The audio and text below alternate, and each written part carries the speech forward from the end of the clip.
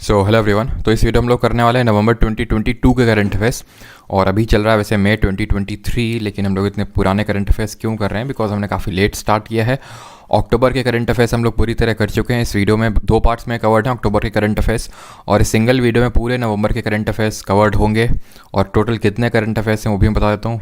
53 है, मात्र 53। और इन्हीं 53 करंट अफेयर्स के थ्रू पूरे हम लोग नवंबर के करंट अफेयर्स जो है करने वाले हैं। और मुझे पता है आपने पहले से ही कहीं ना कहीं से कर रखा होगा, आप में से ज़्यादातर लोगों ने। कोई दिक्कत नहीं है, ठीक है, उनको रिवाइज़ कर लीजिए। बाकी जो यहाँ पे मैं करा रहा हूँ उसको बस मिस मत कीजिएगा। मई 2023 के यानी कि इस महीने के 28 मई आई थिंक संडे ही पड़ रहा है, उसी दिन हम लोग लाइव सेशन करके पूरे मई के करंट अफेयर्स ख़त्म करेंगे। और कंसिडरिंग कि आप लोगों का सीजीएल का एग्ज़ाम जुलाई में है, मिड जुलाई से स्टार्ट है, तो मई तक के करंट अफेयर्स मेरे अकॉर्डिंग इंपॉर्टेंट है। यानी कि कब से कब तक के? अक्टूबर से लेके अक्टूबर 2022 से लेके मई 2023 तक के। तो अक्टूबर की कर लिए, नवंबर के इस वीडियो में कर लेंगे, मई के 28 मई को कर लेंगे। और बाकी जितने बीच के हैं जैसे दिसंबर, जैन, फेब, मार्च, अप्रैल, ये हम लोग भी अपकमिंग वीक्स में कर लेंगे। बिकॉज इसके आगे तो हमें अब करंट अफेयर्स करने की ज़रूरत है नहीं। तो जितना अभी हमारे पास टाइम है उसमें आपको ये सारी करवा दूंगा। और लास्ट में आपका एक करंट अफेयर्स का वन शॉट लेक्चर आएगा जहाँ पे हम लोग पूरे करंट अफेयर्स को समराइज़ करके सारी चीज़ें करने वाले हैं। जो इंपॉर्टेंट करंट अफेयर्स होंगे, जो एक्सपेक्टेड करंट अफेयर्स होंगे, ऑन द बेसिस ऑफ कि जैसे आपका पिछला वाला सीजीएल एग्जाम आया था तो उसमें मैंने एक चीज़ नोटिस किया था कि कुछ महीने के करंट अफेयर्स ज़्यादा पूछे थे। जैसे फॉर एग्जांपल, ठीक है, एक साल के पूछे उसने, लेकिन अगस्त सितंबर कुछ 2-3 ऐसे महीने थे जहाँ के 80 to 90% करंट अफेयर्स उन्हीं से 2 से 3 महीने करंट अफेयर्स से थे। ठीक है, तो इस वजह से उसको फोकस करते हुए मैंने सॉर्ट आउट किए हैं कि इस बार कौन से वो 2-3 महीने हो सकते हैं, और उस बेसिस पे वो हमें शॉर्ट लेक्चर करने वाले हैं। तो चलिए स्टार्ट करते हैं बिना टाइम वेस्ट किए हुए। और आपको पता है कि कल से हम लोग रिज्यूम कर रहे हैं at 4 PM GK PYQ series. ठीक है, 32 लेक्चर्स हो चुके हैं, इसमें 33 से हम लोग रिज्यूम करने वाले चीज़ों को। और आपको पता है कि हॉट टॉपिक्स पे भी वीडियोस आने वाली, जिसमें कि मैं नोट्स फॉर्म में आपको कंपाइल करके चीज़ें देने वाला हूँ। वीडियो के थ्रू पहले चीज़ को देखेंगे और नोट्स आपको, और एवरीथिंग विल बी फ्री। ठीक है, जैसे कि मैंने वादा किया था, तो कोई भी चीज़ चाहे भले मुझे कितना भी नीड पड़े, लेकिन वो पेड नहीं होगा आपका। The very first current affair is Rajyotsava award given by which state government. Rajyotsava पुरस्कार किस सरकार द्वारा दिया जाता है? आंसर है कर्नाटक। एक्चुअल में ये इंपॉर्टेंट इसलिए थोड़ा सा हो जाता है बिकॉज ऐसा नहीं है कि किसी एक पर्सन को मिला, 67 टोटल नंबर ऑफ पर्सनस को मिला, जिसमें कि हमारे एक के सिवान जी भी हैं, जो आपको पता है इसरो के हमारे पूर्व चेयरमैन थे। अभी करंट में कौन है? अभी करंट में हमारे एस सोमनाथ जी, लेकिन इससे पहले कौन थे? के सिवान। तो वो 67 लोगों में शामिल हैं। और ये जो राज्योत्सव अवार्ड है, ये कर्नाटका का सेकंड हाईएस्ट सिविलियन अवार्ड है। जिस तरह पद्म विभूषण इंडिया का सेकंड हाईएस्ट सिविलियन अवार्ड है, उसी तरह कर्नाटक का सेकंड हाईएस्ट सिविलियन अवार्ड है। और ये दिया जाता है सेलिब्रेट करने के लिए कर्नाटक का जो फॉर्मेशन है। कर्नाटक अपना फॉर्मेशन डे मनाता है 1 नवंबर को, इसलिए जो है अवार्ड इसी दिन दिए जाते हैं, राज्योत्सव award by the Karnataka government.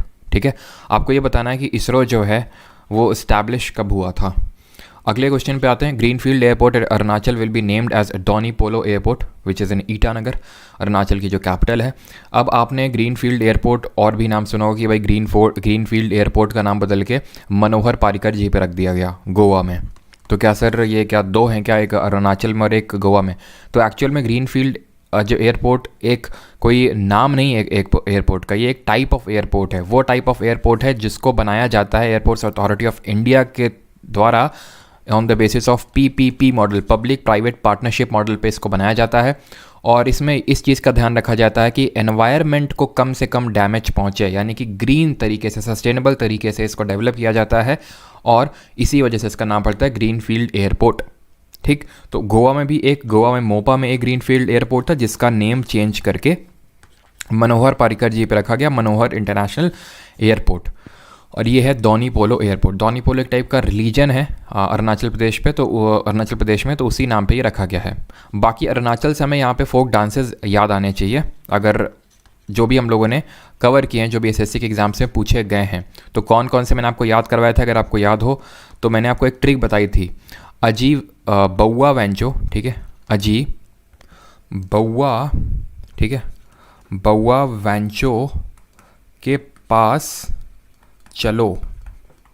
सारे ख़त्म हो गए आपके, इसी में जो इंपॉर्टेंट वाले थे। और भी हैं, जैसे कि एक है, चलो मैं पहले इसका बताता हूँ इसका मतलब है क्या। तो आजी से होता है आपका आजी लामू, बुइया से बुइया होता है, बउआ से मतलब बुइया हो गया, वैंचो वैंचो ही होता है। ठीक है, पासी से है पासी कॉन्की, पासी कॉन्की, और चालो से है चालो। ठीक है, और अगर बात करूँ आजी लामू जो है ना, इसको मोनपा ट्राइब सेलिब्रेट करती है। तो आपके सारे याद हो गया आजी लामू से, ठीक है। आजी बउआ के बउआ, या फिर ऐसे याद रख सकते हो, अजी वैंचो बउआ के पास चलो और वहाँ पे चल के लॉयन एंड पीकॉक डांस देखो। तो लॉयन एंड पीकॉक डांस भी एक आपका हो जाएगा। अब ये जितने मैंने लिखे हैं 3 और 3 6, ये सबसे ज़्यादा इंपॉर्टेंट वाले हैं। आप चाहे एसएससी के जितने भी पेपर उठा के देख लीजिए, यही आपको 6 बार बार रिपीटेड फॉर्म में दिखेंगे, ठीक है। तो अजी लामू भैया वैंचो पास चलो, lion and peacock dance, clear है। नाउ अगेन अरुणाचल से ही एक करंट अफेयर्स और है आपका important, and that is country का पहला aqua park and north east का पहला फिश म्यूजियम की अगर बात करें, सेटअप किया गया अरुणाचल प्रदेश में। आप देख सकते हैं कितना शानदार टाइप लग रहा है, ठीक है। तो ये आपका फिश म्यूजियम है, कहाँ पे, एक्वा पार्क कंट्री का पहला और नॉर्थ ईस्ट का पहला फिश म्यूजियम है अरुणाचल प्रदेश में, ठीक है। आगे बढ़ते हैं। Mangarh Dham which has been declared as a national monument in is located in, तो ये राजस्थान में बनासवाड़ा में स्थित है। इसको नेशनल मॉन्यूमेंट घोषित किया अभी हमारे, डिक्लेयर किया है प्राइम मिनिस्टर मोदी जी ने। और ये इंपॉर्टेंट है एक्चुअल में, ये रिप्रेजेंट करता है ट्राइबल्स ने जो सैक्रिफाइसेस दिए हैं। तो अगर पूछ ले कि भाई ये किसको रिप्रेजेंट करता है, तो ट्राइबल सैक्रिफाइसेस, जो हमारे ट्राइबल कम्युनिटी है उसने जो सैक्रिफाइसेस दी हैं उनको रिप्रेजेंट करता है। और भले ये राजस्थान में, बट ये राजस्थान, गुजरात, मध्य प्रदेश, इनका, महाराष्ट्र, इनका कलेक्टिव एक तरह से उन्होंने बोला कि कलेक्टिव ये एक तरह से मॉन्यूमेंट है, नेशनल मॉन्यूमेंट है, जो कि है Mangarh Dham, located in the Banswara district of Rajasthan. I hope I am pronouncing it right. अगले क्वेश्चन पे आते हैं, that is 5th number, 53rd tiger reserve in India of India, and that is Ranipur tiger reserve. ये UP का 4th टाइगर रिजर्व है और country का 53rd tiger reserve है। अगर हम बात करें फर्स्ट टाइगर, अब देखो ये तो इंपॉर्टेंट है ही डायरेक्टली कि ठीक है 53rd टाइगर रिजर्व है, रानीपुर टाइगर रिजर्व। रानीपुर कहाँ पे है, यूपी में, ठीक है। ये तो आपको रटा होना चाहिए। फिर अगर इससे रिलेटेड अगर कुछ पूछ ले, जैसे for example first tiger reserve कौन सा है, ये पूछा जा सकता है। या फिर और इससे आप क्या सोच सकते हैं, आप इससे सोच सकते हैं प्रोजेक्ट टाइगर के बारे में। प्रोजेक्ट टाइगर कब स्टार्ट हुआ था, बिकॉज इस पे क्वेश्चन आ चुका है एसएससी में। प्रोजेक्ट टाइगर जब आप सोचते हैं तो प्रोजेक्ट एलिफेंट के बारे में आपको याद आना चाहिए कि प्रोजेक्ट एलिफेंट के बारे में भी हम लोगों ने पढ़ रखा है। जो हम लोगों ने जीके की PYQ सीरीज़ कर रहे हैं उसमें हम लोगों ने चीज़ें करी हैं। तो फर्स्ट टाइगर रिजर्व की अगर बात करें तो ये आपका बांदीपुर टाइगर रिजर्व है, ठीक है। बांदीपुर टाइगर रिजर्व जो आप जानते हैं कहाँ पे है, कर्नाटका में, ठीक है। कर्नाटका में बांदीपुर से आपको याद आना चाहिए नागरहोल और बनरघट्टा भी। प्रोजेक्ट टाइगर की अगर बात करें 1973 में स्टार्ट हुआ था इंदिरा गांधी सरकार के टाइम पे, और ये स्टार्ट हुआ था from the Jim Corbett national park, ठीक है, जो जिम कॉर्बेट है। और ये एक्चुअली में दूसरा टाइगर रिजर्व बना था इंडिया का, जिम कॉर्बेट। ये नेशनल पार्क कंट्री का पहला नेशनल पार्क था जो कि 1936 में सेटअप हुआ था, 1936 में। और अगर प्रोजेक्ट एलिफेंट की बात करें स्टार्ट हुआ था 1992 में, ठीक है। और कभी ऐसे पूछ ले कि TX2 ये प्रोग्राम किसकी पॉपुलेशन को डबल करने के लिए, TX2 या फिर T/2 आप बोल सकते हो, तो ये T से टाइगर, ठीक है, टाइगर के पॉपुलेशन को डबल करने के लिए एक इनिशिएटिव था TX2। अगले क्वेश्चन पे आते हैं, and that is question number 6। North India's first data centre park Yotta D1 कहाँ पे हुआ, अभी स्टार्ट हुआ है, इनॉग्रेट हुआ है ग्रेटर नोएडा में। डेटा सेंटर पार्क है ये, जहाँ पे डिफरेंट एक तरह से डेटा को एक्युमुलेट और डेटा को स्टोर करना, ये सारा काम यहाँ पे किया जाएगा। और उसका नाम क्या है, वो कहाँ पे, योटा D1, और वो है ग्रेटर नोएडा में। अगले क्वेश्चन पे आते हैं। Gujarat has decided to form a committee for the implementation of UCC article 44। UCC क्या है, यूनिफॉर्म सिविल कोड है ये आपका, ठीक है, यूनिफॉर्म सिविल कोड, जो कि आर्टिकल नंबर 44 में है। और आर्टिकल नंबर 44 में है, दैट मीन्स ये क्या है, DPSP, बिकॉज हमारी DPSP कहाँ से कहाँ तक में दी हुई है, आर्टिकल नंबर 36 से लेके 51 तक में हमारी DPSP दी हुई है। अब यूनिफॉर्म सिविल कोड है क्या, तो यूनिफॉर्म का मतलब है एक समान नागरिक संहिता इसको बोलते हैं हिंदी में। तो ये इसका जो मेन मोटो है वो ये है, या फिर होता है कि जिन भी मैटर्स में अलग अलग धर्मों के अपने कोड्स चल रहे हैं कि भाई अगर तुमने ये किया, निकाह हलाला किया, तो मुस्लिम धर्म में ये है, अगर तुमने ये किया तो हिंदू धर्म में अलग से सजा है तुम्हारे लिए 3 साल की है, और मुस्लिम धर्म में किया तो तुमने 5 साल की है। तो मतलब ये रिलीजियस कोड चलते हैं अलग अलग कुछ मैटर्स पे। तो उन मैटर्स में जहाँ पे रिलीजियस ये सारी चीज़ें चलती हैं तो उनको यूनिफॉर्म करना सभी धर्मों के लिए, ठीक है। ये सिर्फ धर्म तक ही सीमित नहीं है, हर चीज़ में यूनिफॉर्मिटी लाना, that is uniform civil code. और एकमात्र जो हमारा राज्य है भारत का वो है गोवा, जिसने कि यूनिफॉर्म सिविल कोड को इम्प्लीमेंट कर रखा है, and it is the first also and it is the only one also, Goa uniform civil code, clear है। आगे बढ़ते हैं, और इसकी बात चलती रहती है सेंटर लेवल पे, पूरे इंडिया लेवल पे लाने पे।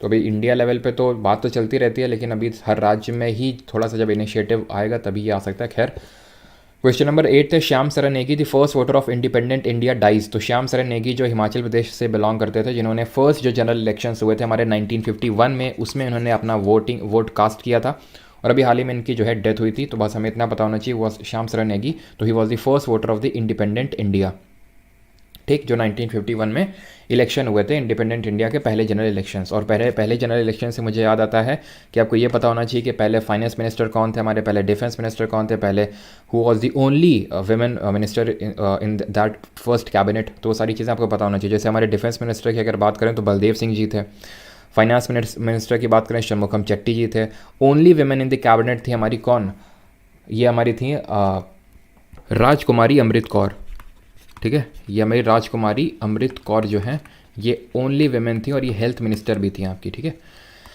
हेल्थ मिनिस्टर थी। आपको कमेंट में ये बताना कि पहले रेलवे मिनिस्टर कौन थे, ठीक है, हमारे इंडिपेंडेंट इंडिया के।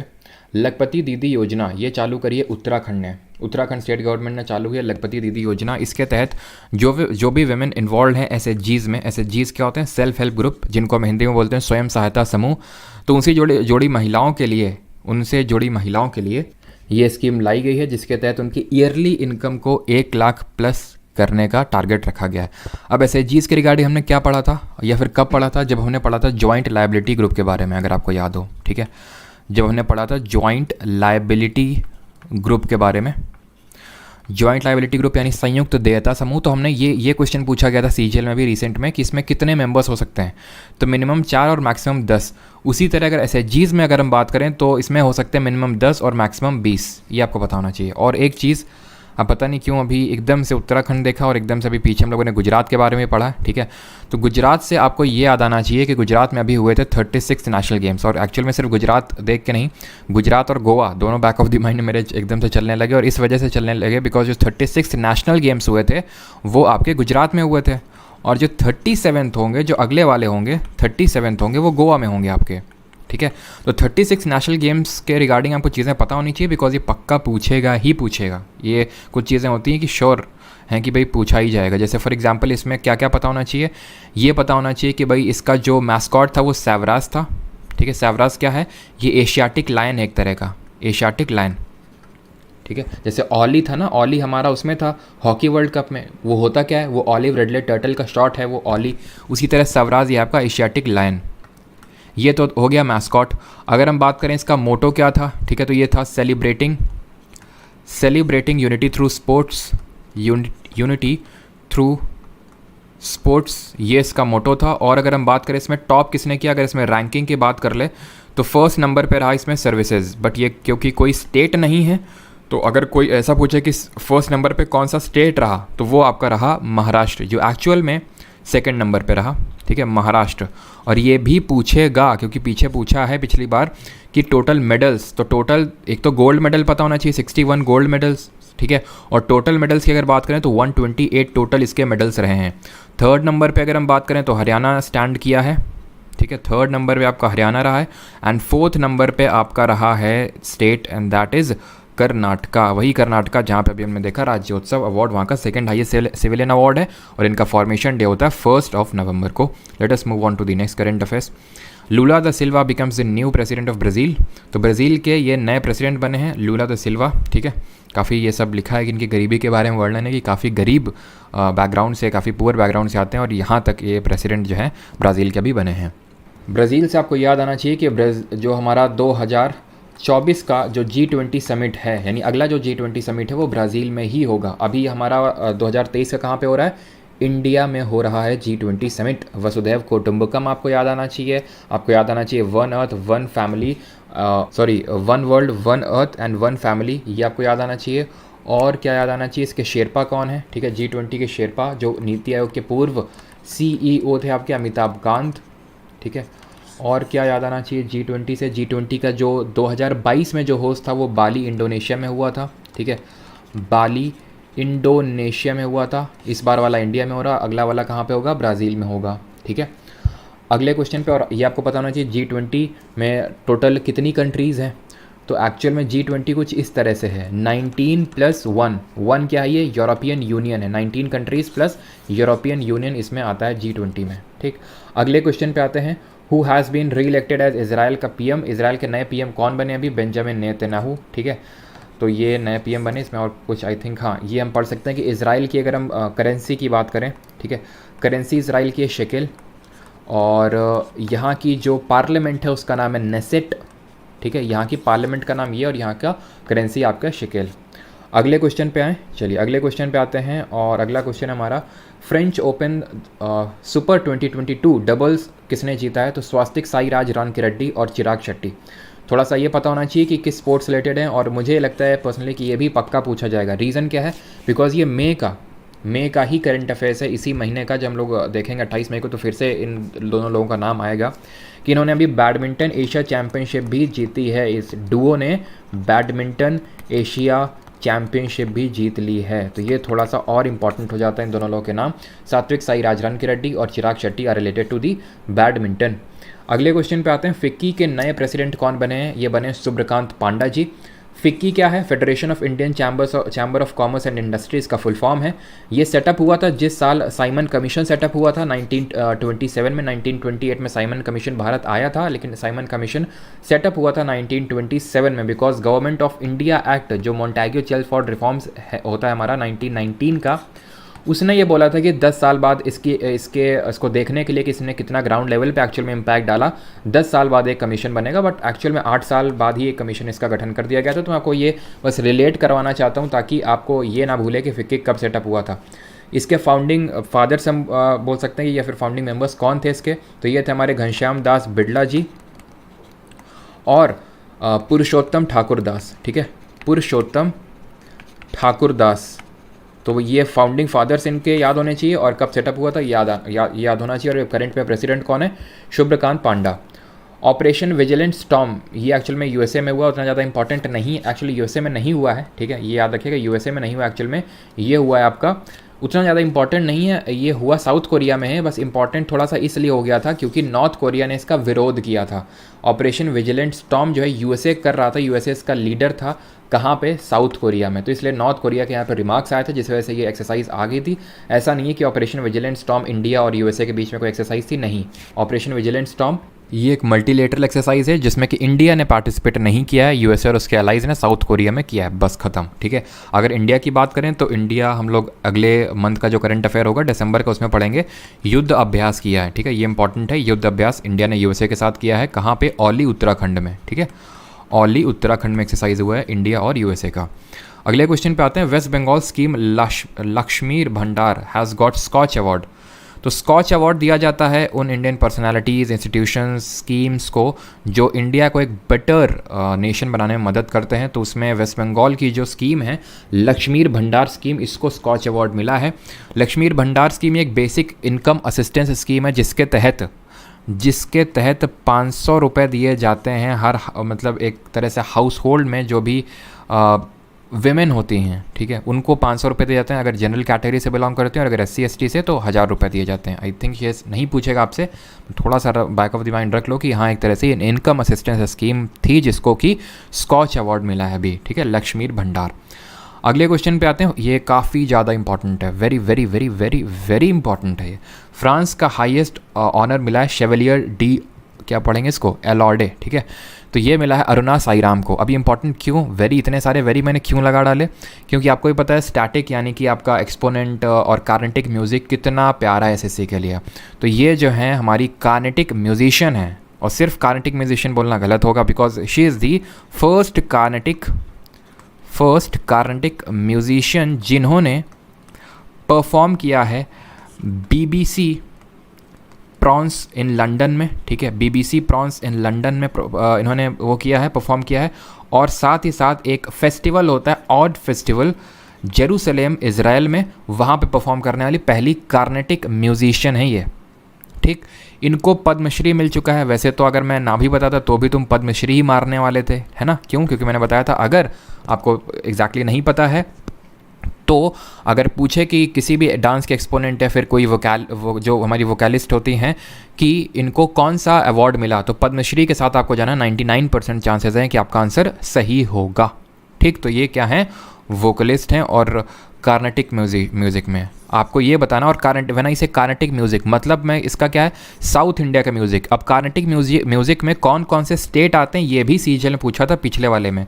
तो कौन कौन से आ जाएंगे, केरल आ जाएगा, तमिलनाडु आ जाएगा, कर्नाटक आ जाएगा, आंध्र प्रदेश आ जाएगा और तेलंगाना आ जाएगा। ये सारे हमारे स्टेट्स आ जाएंगे जो साउथ इंडिया के हैं, वो आपके आ जाएंगे कार्नेटिक म्यूज़िक में। आपके लिए होमवर्क ये आपको बताना है जो कि मैंने को पढ़ा रखा है, who is known as the father of Carnatic music, किसको हम फादर ऑफ कार्नेटिक म्यूज़िक के रूप में जानते हैं, ये आपको बताना है।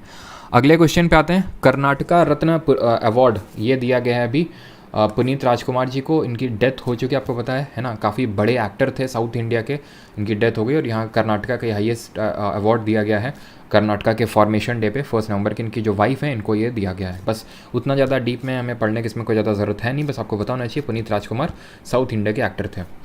अच्छा, 2022 AP7 आपसे इस तरह से पूछा जा सकता है कि 2022 AP7 recently seen in news is वो क्या है।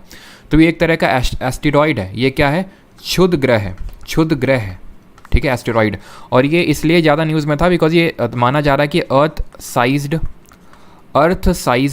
एस्टेरॉयड है and it has a potential to destroy the earth और डिस्ट्रॉय द अर्थ का एटमॉस्फेयर। मतलब इसके स्ट्राइक से इतना भयंकर धूल ही धूल, ठीक है, कोहरा ही घना कोहरा ही कोहरा है दोस्तों, वैसा टाइप सीन हो जाएगा थोड़ा।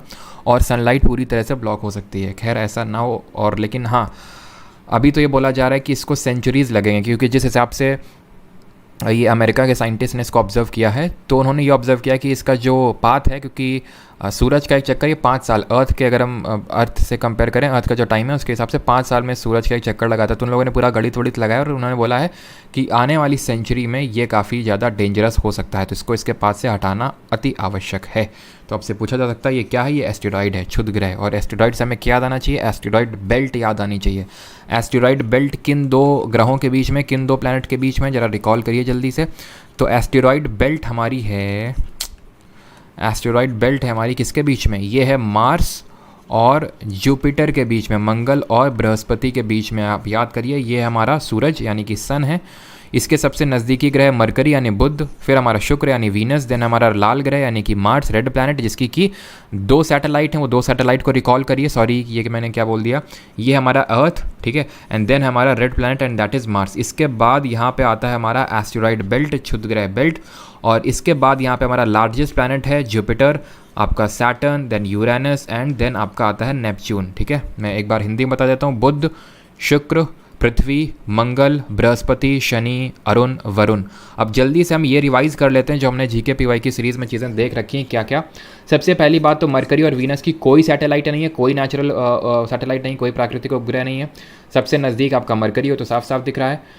और अगर हम बात करें क्या, तो इन दोनों का कोई सैटेलाइट नहीं है। और कुछ नहीं। इसमें आपको याद होना चाहिए कि अर्थ की हमारी एक ही नेचुरल सैटेलाइट है, दैट इज़ मून। हमारा अर्थ को हम ब्लू प्लैनेट के नाम से जानते हैं। ब्लू प्लैनेट इसको हम क्यों बोलते हैं, बिकॉज इसमें 71% वाटर है और जितना रिमेनिंग है वो लैंड। और इस 71% वाटर में आपको ही पता है कि फ्रेश वाटर कितना है, तो फ्रेश वाटर इसमें से सिर्फ 3% है। और उसमें से जो 3% है वो सबसे ज़्यादा तकरीबन 68% आइस कैप्स और ग्लेशियर में है, ठीक है। आइस कैप ग्लेशियर में सबसे ज़्यादा है, उसके बाद आता है ग्राउंड वाटर में, ठीक है। ये ऑर्डर आपको बताना चाहिए, ice cap and glacier, then ground water में, देन आपका rivers and lake and then atmosphere and so on. और एक चीज़ कि मरकरी आपका प्लैनेट है with the highest orbital velocity. Highest orbital velocity का मतलब क्या होता है, बहुत जल्दी सन के अराउंड एक चक्कर पूरा कर लेता है। कितने टाइम में पूरा कर लेता है, 87 days 21 hours to be very specific. और अर्थ के रिगार्डिंग हमने देख लिया। मार्स की आपकी 2 सैटेलाइट्स हैं और वो हैं फोबोस और डीमोस। यहाँ पे आपका एक पूरे सोलर सिस्टम का हमारा highest mountain and that is Nix Olympia, ठीक है, निक्स ओलंपिया। और ये लाल ग्रह क्यों है, due to the presence of iron oxide. और एक चीज़ कि वीनस हमारा सबसे गर्म ग्रह है, सबसे यानी कि हॉटेस्ट है, सबसे ब्राइटेस्ट है, सबसे चमकीला है। सबसे गर्म क्यों है, बिकॉज कार्बन डाइऑक्साइड बहुत ज़्यादा मात्रा में है। यहाँ के पे जो क्लाउड्स मिलते हैं हमें किस एसिड के, H2SO4 के थिक क्लाउड्स देखने को मिलते हैं। और H2SO4 को हम ऑयल ऑफ विट्रियोल के नाम से जानते हैं। और इसको हम वीनस को यानी कि शुक्र को हम जानते हैं पृथ्वी की बहन यानी ट्विन सिस्टर ऑफ अर्थ के नाम से, प्लस सांझ का तारा, भोर का तारा यानी कि इवनिंग स्टार और मॉर्निंग स्टार के नाम से भी जानते हैं, बिकॉज इवनिंग और मॉर्निंग में हमें विजिबल होता है नेकेड आइज से। जुपिटर हमारा लार्जेस्ट प्लैनेट है, मोस्ट नंबर ऑफ सैटेलाइट हैं। जुपिटर और सैटर्न के बीच में कॉम्पिटिशन चलता रहता है, कभी इसकी, अब ये तो बोलना है देखो गलत होगा कि मोस्ट नंबर ऑफ सैटेलाइट इसकी हैं फिर इसकी हैं। अब हमने डिस्कवर कर लिया कि जुपिटर की तो हम जुपिटर चिल्लाने लगते हैं, सैटर्न का कर लिया तो सैटर्न चिल्लाने लगते हैं। एक्चुअल में तो ना जाने किसकी कितनी होंगी, वो तो हमारे ऊपर है ना, हम किसकी कितनी डिस्कवर कर लें। तो अभी नंबर 1 पे जुपिटर ही चल रहा है मोस्ट नंबर ऑफ सैटेलाइट के मामले में। और इसकी सबसे बड़ी सैटेलाइट है दैट इज़ गैनीमेड, जो पूरे सोलर सिस्टम की सबसे बड़ी अभी तक की सैटेलाइट है। सैटर्न की सबसे बड़ी सैटेलाइट है टाइटन। सैटर्न जो है शनि, इसके अराउंड हमें छल्ले देखने को मिलते हैं, रिंग्स अराउंड इट देखने को मिलते हैं। और वो छल्ले यानी रिंग्स बने किसके बने होते हैं, आइस के, रॉक के, गैसेस के, उसके ये रिंग्स बने होते हैं। और सैटर्न हमारा सबसे लीस्ट डेंस प्लैनेट है, सबसे कम घनत्व है। सबसे ज़्यादा अगर घनत्व बात करें तो हमारी अर्थ का है, ठीक है। हाईएस्ट डेंसिटी है हमारी अर्थ की, लीस्ट डेंसिटी है सैटर्न की। सबसे दूर कौन सा है, नेपच्यून है। और ये जो हमने क्षुद्रग्रह जो बेल्ट ड्रॉ करी ये इस तरह से, ये किस मतलब ये एक किस पर्सपेक्टिव से इंपॉर्टेंट है, इस पर्सपेक्टिव से इंपॉर्टेंट है इसके जो लेफ्ट साइड वाले जितने चारों प्लैनेट हैं उनको हम इंटीरियर प्लैनेट भी बोलते हैं, आंतरिक ग्रह बोलते हैं, और इनको हम टेरेस्ट्रियल प्लैनेट भी बोलते हैं, ठीक है। टेरेस्ट्रियल प्लैनेट क्यों बोलते हैं, स्थलीय ग्रह क्यों बोलते हैं, बिकॉज ये रॉक के बने हुए हैं। और इसी वजह से ये जो आउटर प्लैनेट है, एक्सटीरियर प्लैनेट है, बाह्य ग्रह हैं, जिनको जोवियन प्लैनेट या फिर गैशियस प्लैनेट के नाम से भी जानते हैं, उससे ज़्यादा डेंस होते हैं। लेफ्ट साइड वाले ये चारों हमारे ज़्यादा डेंस होते हैं जुपिटर, सैटर्न, यूरेनस और नेपच्यून के कंपैरिजन में। और वैसे अगर थोड़ा सा और स्पेसिफिक कर लें तो जुपिटर और सैटर्न को गैस जायंट्स बोलते हैं। वैसे तो चारों को हम गैस जायंट्स बोल देते हैं, लेकिन अगर बहुत स्पेसिफिक हो तो गैस जायंट हम जुपिटर और सैटर्न को बोलते हैं। और यूरेनस और नेपच्यून को हम बोलते हैं क्या, हम इनको बोलते हैं आइस जायंट। तभी तो अगर हमें कोई सैटेलाइट लैंड करवानी है अपनी, तो इन पे लैंड ही नहीं करवा सकते हैं सैटेलाइट, क्योंकि भैया गैस के बने हैं, गैस में कैसे आप सैटेलाइट को लैंड करवा लेंगे, ठीक है। तो अगले क्वेश्चन पे आते हैं।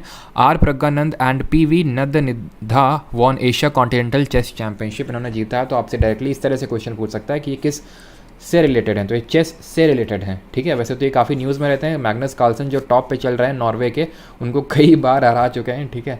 एक बार नहीं, 2 बार नहीं, आई थिंक 3-4 बार इनको हरा चुके हैं मैग्नस कार्लसन को। आर प्रज्ञानंद जो आप यहाँ पे देख पा रहे हैं, शी इज़ PV नंदनिधा। तो ये इस तरह के, जैसे कोनेरू हम्पी की बात करें जो अभी पूरे वुमेन कैटेगरी में 3rd नंबर पे हैं, पूरे जो ओवरऑल वर्ल्ड की जो रैंकिंग्स उसमें 3rd नंबर पे हैं, तो उनका नाम भी आपको पता होना चाहिए, कोनेरू हम्पी हो गई, और डी गुकेश हो गए, ठीक है। डी गुकेश, ये सब आपके किससे संबंधित हैं, ये संबंधित है आपके चेस से। बाकी 9th नंबर पे चल रही है अभी पोजीशन हमारे जो विश्वनाथन आनंद जी हैं, जो कि पहले रेसिपिएंट थे किसके, राजीव गांधी खेल रत्न अवार्ड, जो अभी हो चुका है मेजर ध्यानचंद खेल रत्न अवार्ड, उसको पहले राजीव गांधी खेल रत्न अवार्ड बोलते थे। तो उसके पहले रेसिपिएंट थे विश्वनाथन आनंद, ठीक है। और पिछले साल ही पूरी ऑल इंटरनेशनल चेस चैंपियनशिप हुई थी, कहाँ पे, चेन्नई में हुई थी, तमिलनाडु में, ठीक है, आपकी चेस चैंपियनशिप। अगले क्वेश्चन पे आते हैं। Collins dictionary word of the year, तो कॉलिंस डिक्शनरी जो है उसका वर्ड ऑफ द ईयर घोषित किया 2022 का, and that is perma crisis. Perma crisis क्या है, N extended form of instability और इनसिक्योरिटी। क्यों, अभी थोड़ा सा इसको रिलेट इस तरह से कर सकते हो, जैसे कि पहले कोविड आया, ठीक है। अगर हम थोड़ा सा यूरोपियन सेंस से बात करें, बिकॉज यूरोपियन सेंस के टर्म्स में थोड़ा सा ज़्यादा वर्ड फिट बैठता है, और उसी के सेंस में ये वर्ड को दिया गया पर्मा क्राइसिस। कोविड के टाइम पे एकदम डाउनफॉल था इकोनॉमी का, रशिया यूक्रेन की वजह से फिर डाउनफॉल, तो मतलब यूरोपियन वाले समझ ही नहीं पा रहे हम निकलें तो निकले कैसे इससे, ठीक है। और इसी वजह से बोला जा रहा है कि जो अपकमिंग सेंचुरी है ये एशिया की सेंचुरी है, ठीक है। बिकॉज जो यूरोपियंस है वो अपना अस्तित्व है ही नहीं, तो भूलेंगे क्या उसको। अब जैसे हम इंडियंस हैं, ठीक है, हम भी धीरे धीरे बोलते जा रहे हैं कि हम किस बैकग्राउंड से आते हैं, जैसे कि हम में से कई सारे लोग होते हैं, है ना, कि भूल ही जाते हैं कि हम किस बैकग्राउंड से आते हैं। और कुछ हो जाने पे हमारी लाइफ में, जैसे कि मान लो कि सिलेक्शन हो गया या फिर कुछ और हो गया हमारी लाइफ में, तो हम एकदम हवा में उड़ जाते हैं, हमें पता ही नहीं रहता है कि हम किस बैकग्राउंड से आते हैं, ठीक है। तो उसी तरह जैसे हमारा इतना रिच कल्चरल बैकग्राउंड है इंडिया का, लेकिन ऐसा वेस्टर्न कंट्रीज़ का नहीं है, ठीक है। तो इसी वजह से ये पर्मा क्राइसिस वर्ड का मतलब एक ऐसा फॉर्म ऑफ एक्सटेंडेड इंस्टेबिलिटी जिससे बाहर निकल ही नहीं पा रहे, कैसे निकला जाए वही नहीं पता चल रहा है। अगले क्वेश्चन पे आते हैं, and that is question number 21। ICC का जो हॉल ऑफ फेम होता है, यानी जहाँ पे इंपॉर्टेंट क्रिकेटर्स को इंक्लूड किया जाता है जिन्होंने कॉन्ट्रीब्यूट किया है टूवर्ड्स दी क्रिकेट को और आगे बढ़ाने में, तो उसमें इंक्लूड किया गया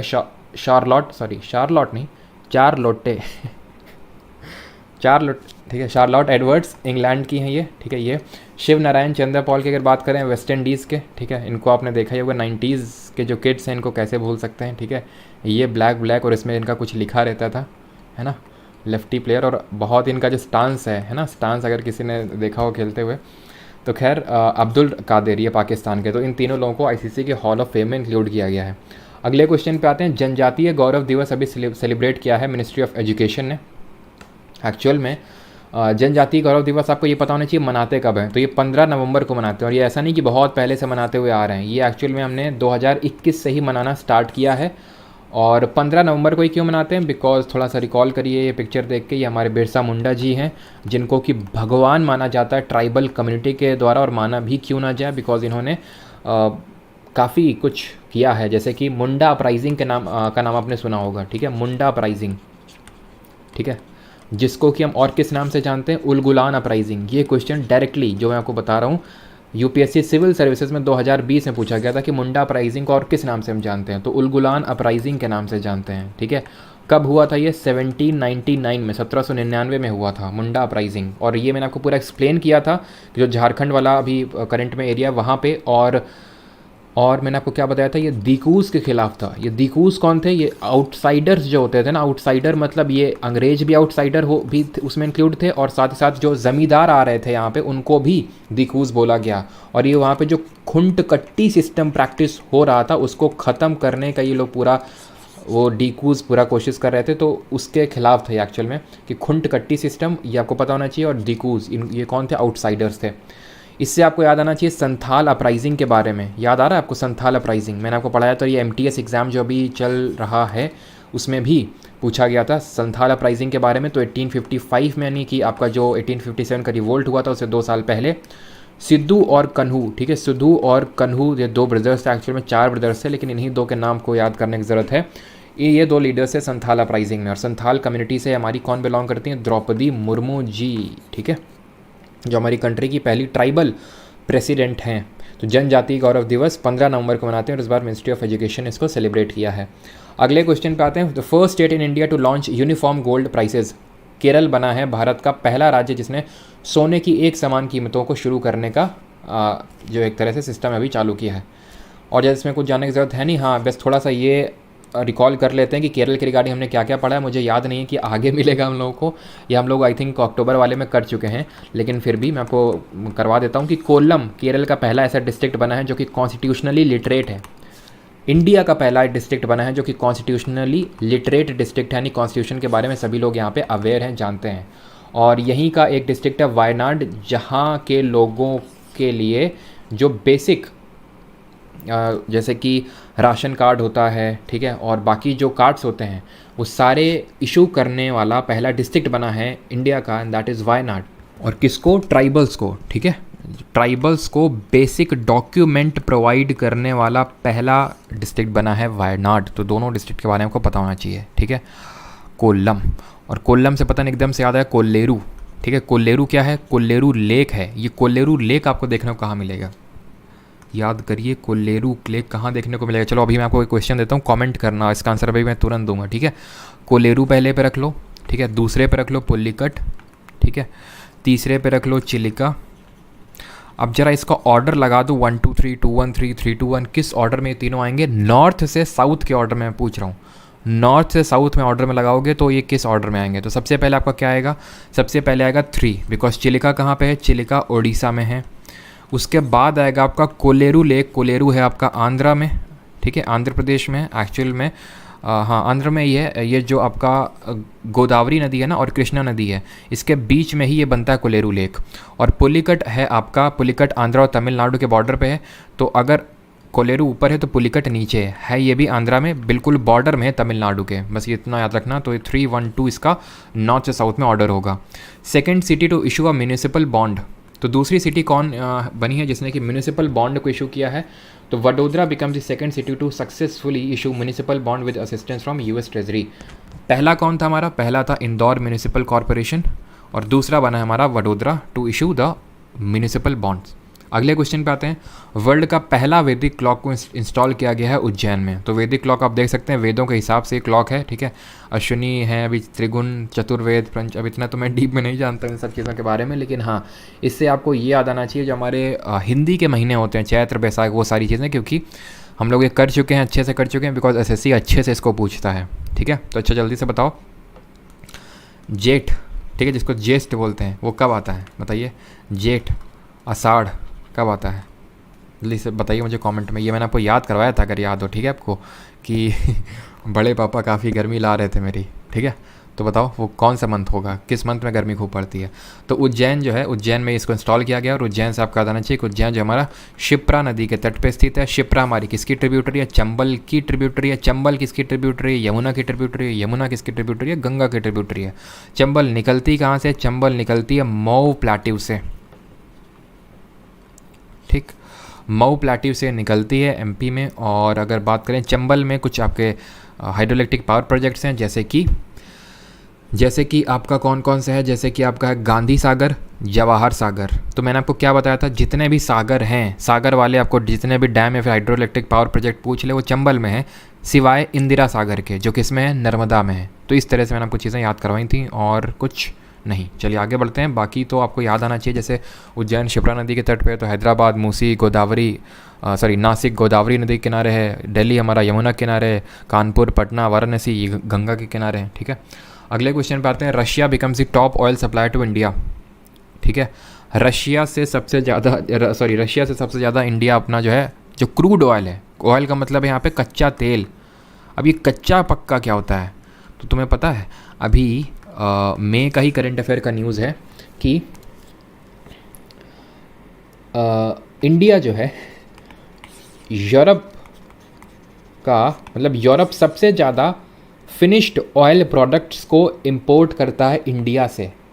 इससे पहले वो रशिया से कर रहा था, लेकिन अब तुम्हें पता है रशिया और यूक्रेन का चल रहा है वॉर, ठीक है। तो थोड़ा सा इज्जत बचाने के लिए और यूएसए के साथ मिलजुल के चलने के लिए, ठीक है, अपने पैर पे कुल्हाड़ी मार रहे हैं ये, खैर जो भी कर रहे हैं, लेकिन अब क्योंकि रशिया से तो इंपोर्ट कर नहीं सकते हैं, तो इंडिया क्योंकि फिनिश्ड जो आपको ऑयल प्रोडक्ट्स होते हैं उनके मामले में बहुत पहले भी, मतलब इंडिया का सबसे ज़्यादा अगर कोई एक्सपोर्ट था तो उसमें हमारे जो ज्वेल्स और जो ज्वेलरी होती है वो था, और फिनिश्ड प्रोडक्ट्स थे, ये फिनिश्ड ऑयल प्रोडक्ट्स थे।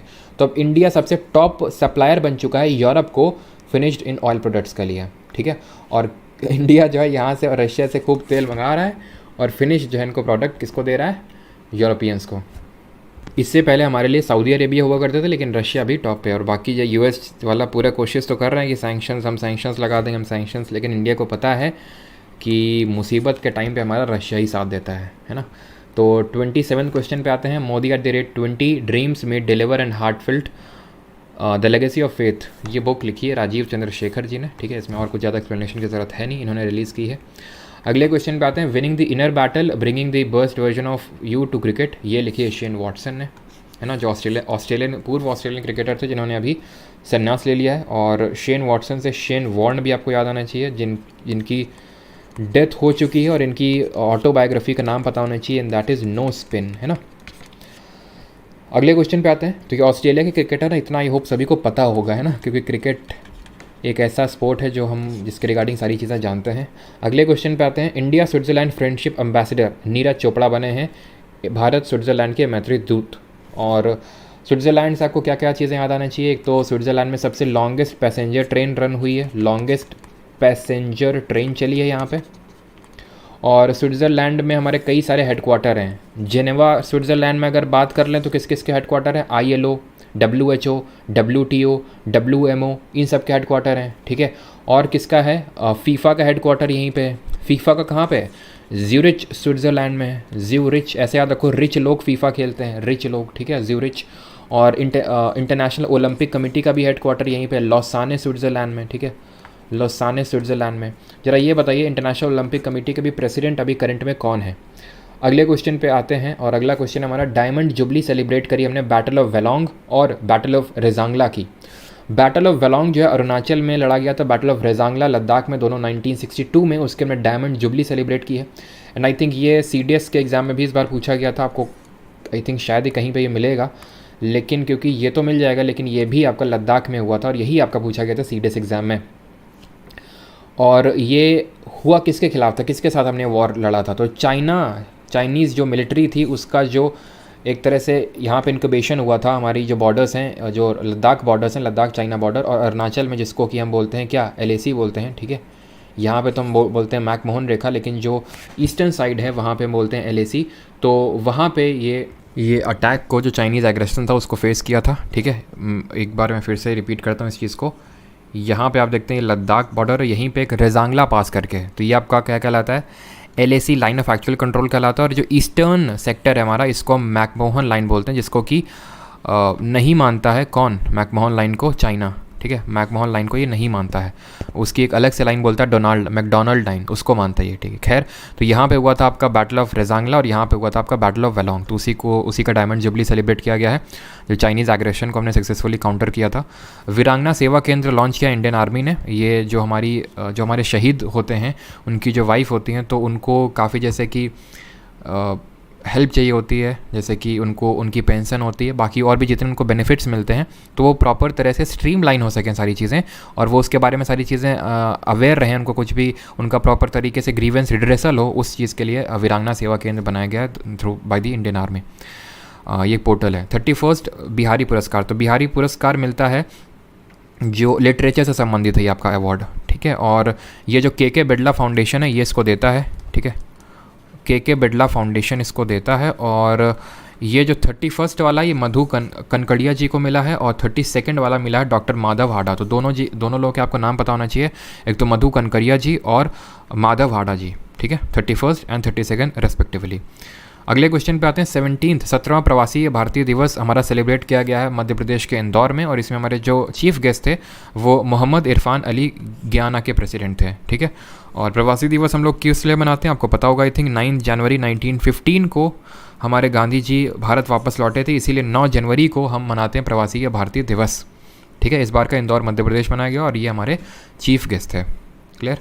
अगले क्वेश्चन पे आते हैं। गयाना पड़ता कहीं, अफ्रीकन कंट्री, और यहाँ पे कहीं पड़ता है, जिस इस तरह से ना अफ्रीका, तो यहाँ कहीं पे हमारा गयाना पड़ता है, ठीक है। अगले क्वेश्चन पे आते हैं। India joins mangrove alliance for climate, तो भारत जलवायु के लिए मैनग्रोव अलायंस में शामिल हुआ। अभी मैनग्रोव अलायंस क्या है, तो मैनग्रोव क्या चीज़ होती है, तो मैनग्रोव एक पर्टिकुलर टाइप के फॉरेस्ट होते हैं जो हमें कोस्ट पे मिलते हैं, कोस्ट पे नहीं तट पे मिलते हैं। जैसे सबसे बड़े, विश्व के सबसे बड़े, अगर विश्व के सबसे प्रोफाउंड अगर हम बात करें, तो मैनग्रोव्स कौन से हमारे, ये जो सुंदरबन डेल्टा है ना, यहाँ पे सबसे विश्व के सबसे प्रोफाउंड हमें मैनग्रोव्स देखने को मिलते हैं। तो मैनग्रोव्स होते हैं हमारे वो टाइप के फॉरेस्ट जो हमें मार्शी एरियाज, दलदली एरिया में मिलते हैं, जहाँ पे फ्रेश वाटर सॉल्ट वाटर से मिलता है। फ्रेश वाटर क्या होता है, फ्रेश वाटर कौन लाता है, रिवर्स लाती है हमारी, ठीक है, जिसमें सॉल्ट नहीं होता, और सॉल्ट वाटर आप जानते हैं ओशन में। तो यहाँ पे आपको पता है हमारी मेघना रिवर आती है। मेघना क्या है, गंगा और ब्रह्मपुत्रा ही तो है। पद्मा और जमुना जब दोनों मिल के मेघना यहाँ बनाती है, और मेघना यहाँ पे वर्ल्ड का लार्जेस्ट डेल्टा बनाती है, दैट इज सुंदरबन डेल्टा। सबसे अच्छा साइट है मैनग्रोव्स के लिए। जहाँ पे चाहिए, अगर हम बात करें गोदावरी का यहाँ पे डेल्टा है, चाहे महानदी का हो यहाँ पे, चाहे कृष्णा का हो, चाहे कावेरी का हो, तो यहाँ पे आपको देखने को मिलेंगे जहाँ पे आपके टाइडल कॉन्वर्जेंस जोन होते हैं। टाइडल कॉन्वर्जेंस जोन, जैसे कि अगर मैं यहाँ पे बात करूँ, जैसे हमारा ही गुजरात है यहाँ पे, ठीक है, तो यहाँ पे टाइड्स बहुत हाई आती हैं। क्यों? क्योंकि यहाँ पे फनल शेप का कोस्ट है, कुछ इस तरह से कोस्ट है, ठीक है। तो यहाँ पे हमारी टाइड्स, जैसे आपका गल्फ ऑफ कच्छ है या आपका गल्फ ऑफ कैम्बे यानी कि गल्फ ऑफ खंबाट के नाम से जाना जाता है, तो यहाँ पे टाइड्स काफ़ी हाई आती है। तो यहाँ पे भी आपको देखने को मिलते हैं। यहाँ पे आपको पता है कि माही रिवर आके गिरती है, यहाँ पे आपकी नर्मदा रिवर आती है, यहीं पे तापी रिवर आती है, तो यहाँ पे भी आपको अच्छे खासे मैनग्रोव्स देखने को मिलते हैं। मैनग्रोव्स से आपको याद आना चाहिए एक्चुअल में जो आपके वेटलैंड्स हैं, ठीक है, इन्हीं को हम वेटलैंड के नाम से भी जानते हैं। वेटलैंड्स, जिनको हिंदी में आर्द्र भूमि बोलते हैं। वेटलैंड से आपको याद आना चाहिए रामसार कन्वेंशन के बारे में, ठीक है, रामसार कन्वेंशन के बारे में, जो वेटलैंड को प्रिजर्व करने के लिए एक कन्वेंशन हुआ था 1971 में, 1971 में। ईरान की एक जगह है रामसार, वहाँ पे, ठीक। और कुछ याद आना चाहिए, याद आना तो चाहिए, हाँ। अभी जो मैनग्रोव अलायंस ऐसा नहीं है कि भाई कोई बहुत पहले का कोई ऑर्गेनाइजेशन है जिसको इंडिया ने ज्वाइन कर लिया, नहीं। अभी हाल ही में COP27 हुई थी। ये COP27 क्या है, कॉन्फ्रेंस ऑफ पार्टीज़, UNFCC जो हमारा ऑर्गेनाइजेशन है, United Nations framework convention on climate change, ठीक है, UNFCCC। तो इसका कॉन्फ्रेंस ऑफ पार्टीज़ हुआ था 27 नंबर का शर्म अल शेख इजिप्ट में। कहाँ पे हुआ था, शर्म अल शेख इजिप्ट में, वहाँ पे 2 कंट्रीज़ हमारी यूएई और इंडोनेशिया, इन दोनों ने मिलके इसको कॉइन किया था इस टर्म को कि भाई हम इस तरह से मैनग्रोव अलायंस बनाते हैं ताकि मैनग्रोव्स को हम प्रोटेक्ट कर सकें। और बस ठीक है, और इसको इंडिया ने भी ज्वाइन कर लिया। ज़्यादातर हमारी जैसे जापान है, ऑस्ट्रेलिया है, इन सब कंट्रीज़ ने अभी तक इसको ज्वाइन किया है। ठीक है, हमारे union minister of environment, forest and climate change हैं ये भूपेंद्र यादव जी, और इन्होंने ये चीज़ को अनाउंस किया। बाकी मैनग्रोव से आपको याद आना चाहिए कि मैनग्रोव्स की जो रूट्स होती हैं ना, इनकी जो जड़ होती है, इनको न्यूमैटोफोर्स बोलते हैं। न्यूमैटोफोर्स किस लिए बोलते हैं इनकी जड़ों को? क्योंकि इनकी जो जड़ें होती हैं, सबसे पहले तो सॉल्ट टॉलरेंट प्लांट्स यहाँ पे देखने को मिलते हैं। सॉल्ट टॉलरेंट मतलब कि सॉल्ट को टॉलरेट कर सकते हैं। ये क्यों टॉलरेट कर सकते हैं? क्योंकि करना ही पड़ेगा, अडेप्टेड है। जैसे कि फॉर एग्जांपल डेजर्ट्स में अगर हम बात करें तो डेजर्ट्स में हमें थॉर्नी, यानी थॉर्नी का मतलब है जिसमें कांटेदार पेड़ होते हैं, वो देखने को मिलते हैं। क्यों? क्योंकि थॉर्न्स हमारे क्या होते हैं, कांटे क्या होते हैं, modified form of leaves. Leaves क्या करती हैं? लीव्स से ट्रांसपिरेशन होता है। ट्रांसपिरेशन क्या होता है? A form of loss of water. तो उस form of loss of water को रोकने के लिए वो थॉर्न में मॉडिफाई हो जाती हैं, बिकॉज डेजर्ट में वैसे ही पानी कम है, नहीं तो और वाटर लॉस हो जाएगा। तो इसी वजह से यहाँ पे वही प्लांट मिलते हैं जहाँ समुद्र के किनारे, तो समुद्र में यानी मतलब सॉल्ट वाटर, तो इनको सॉल्ट टॉलरेंट तो होना ही पड़ेगा। तो इनकी जो रूट्स होती हैं ये ऐसे ऊपर उठी रहती हैं।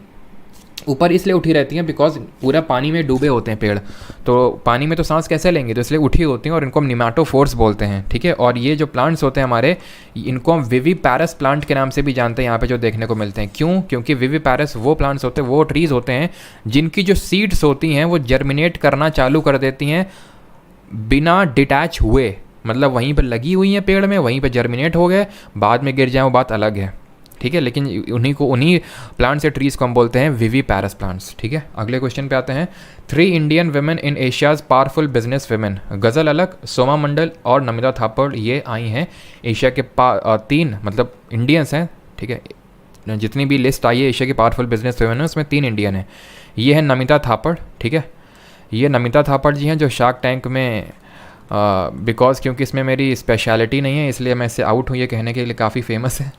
ठीक है, और ये आई थिंक इनके ऑर्गेनाइजेशन का तो मुझे नाम नहीं पता है, कुछ ये हाँ I think medical pharma background से हम बोलती रहती ना, फार्मा। ठीक है, और ये हैं आपकी गज़ल अलक, ये मामा अर्थ की फाउंडर हैं। और सोमा मंडल जी हमारी जो सेल है ना, एक PSU है ना, steel authority of India limited, उसकी पहली विमेन चेयरमैन बनी थी हमारी सोमा मंडल जी। अगले क्वेश्चन पे आते हैं। अगला क्वेश्चन हमारा यहाँ पे, fastest Indian player to score 1000 T20 runs, none other than SKY. Surya Kumar Yadav ji बने हैं fastest Indian player to reach 1000 T20 runs. ठीक है, बॉलर्स को एकदम तोड़ के रख देते हैं, कमर तोड़ देते हैं बॉलर्स की। First batsman to score 4000 runs in T20 international. जैसे पता नहीं, मैंने जब से नवीनुल हक का नाम लिया तब से मेरी तरफ घूरे जा रहे हैं, पता नहीं क्यों। तो 4000 रन्स T20 इंटरनेशनल्स में इन्होंने बनाए विराट कोहली ने, और ये करने वाले पहले बैट्समैन बने हैं। अगले क्वेश्चन पे आते हैं। सौरव घोषाल किससे संबंधित है? स्क्वैश से, और ये मुझे लगता है पूछा जाने के काफ़ी चांसेस है बिकॉज ये फिर से न्यूज़ में है। अभी ये स्क्वैश इंटरनेशनल स्क्वैश चैम्पियनशिप हो रही थी इसी महीने की, क्या हफ्ते भर पहले की न्यूज़ है।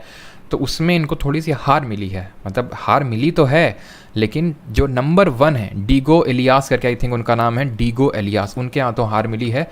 और काफ़ी थ्रिलिंग मैच था वो। ठीक है, आसान नहीं, ऐसा नहीं कि आसानी से ठीक है कुछ हार गए हों या फिर उनको जीतने दिया, काफ़ी थ्रिलिंग मैच था। और उसमें जो है ये सेकंड नंबर पे एक तरह से फाइनल्स में आके इनको हार मिली है। सौरव घोषाल स्क्वैश से संबंधित है। आपके स्क्वैश वही खेल है जिससे आपकी दीपिका पल्लिकल भी संबंधित हैं। दीपिका पल्लिकल कौन है? दीपिका पल्लिकल पूरा कार्तिक नाम है, दीपिका पल्लिकल कार्तिक। अब शायद आप समझ पा रहे होंगे कौन है, तो दिनेश कार्तिक की ये दूसरी वाइफ है, सेकेंड वाइफ। अगले क्वेश्चन पे आते हैं। तो अगला क्वेश्चन है हमारा यहाँ पे क्वेश्चन नंबर 49, आई थिंक ये 41st क्वेश्चन नंबर होना चाहिए, बिल्कुल थोड़ा नंबरिंग यहाँ पे गड़बड़ है।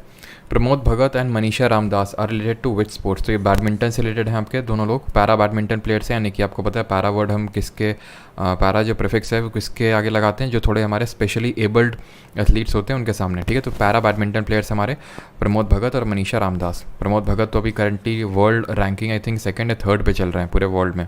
अगले क्वेश्चन पे आते हैं। जो हमारे होल्गर र्यून है, डेनमार्क के प्लेयर हैं, टेनिस प्लेयर हैं, इन्होंने मास्टर्स टाइटल जीता है पेरिस में नवंबर के महीने में। होल्गर र्यून नाम याद रखिएगा बिकॉज ये काफ़ी इंपॉर्टेंट नाम है। अभी हाल ही में इटालियन ओपन भी हुआ है, अभी 2-3 दिन पहले का न्यूज़ है। इटालियन ओपन में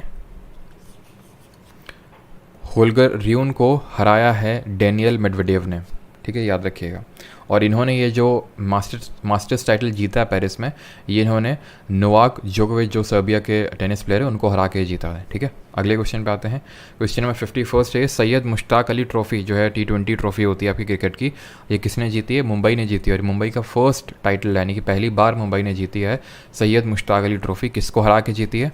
ये हिमाचल प्रदेश को हरा के जीती है। पहला इसका जो एडिशन था वो तमिलनाडु ने जीता था।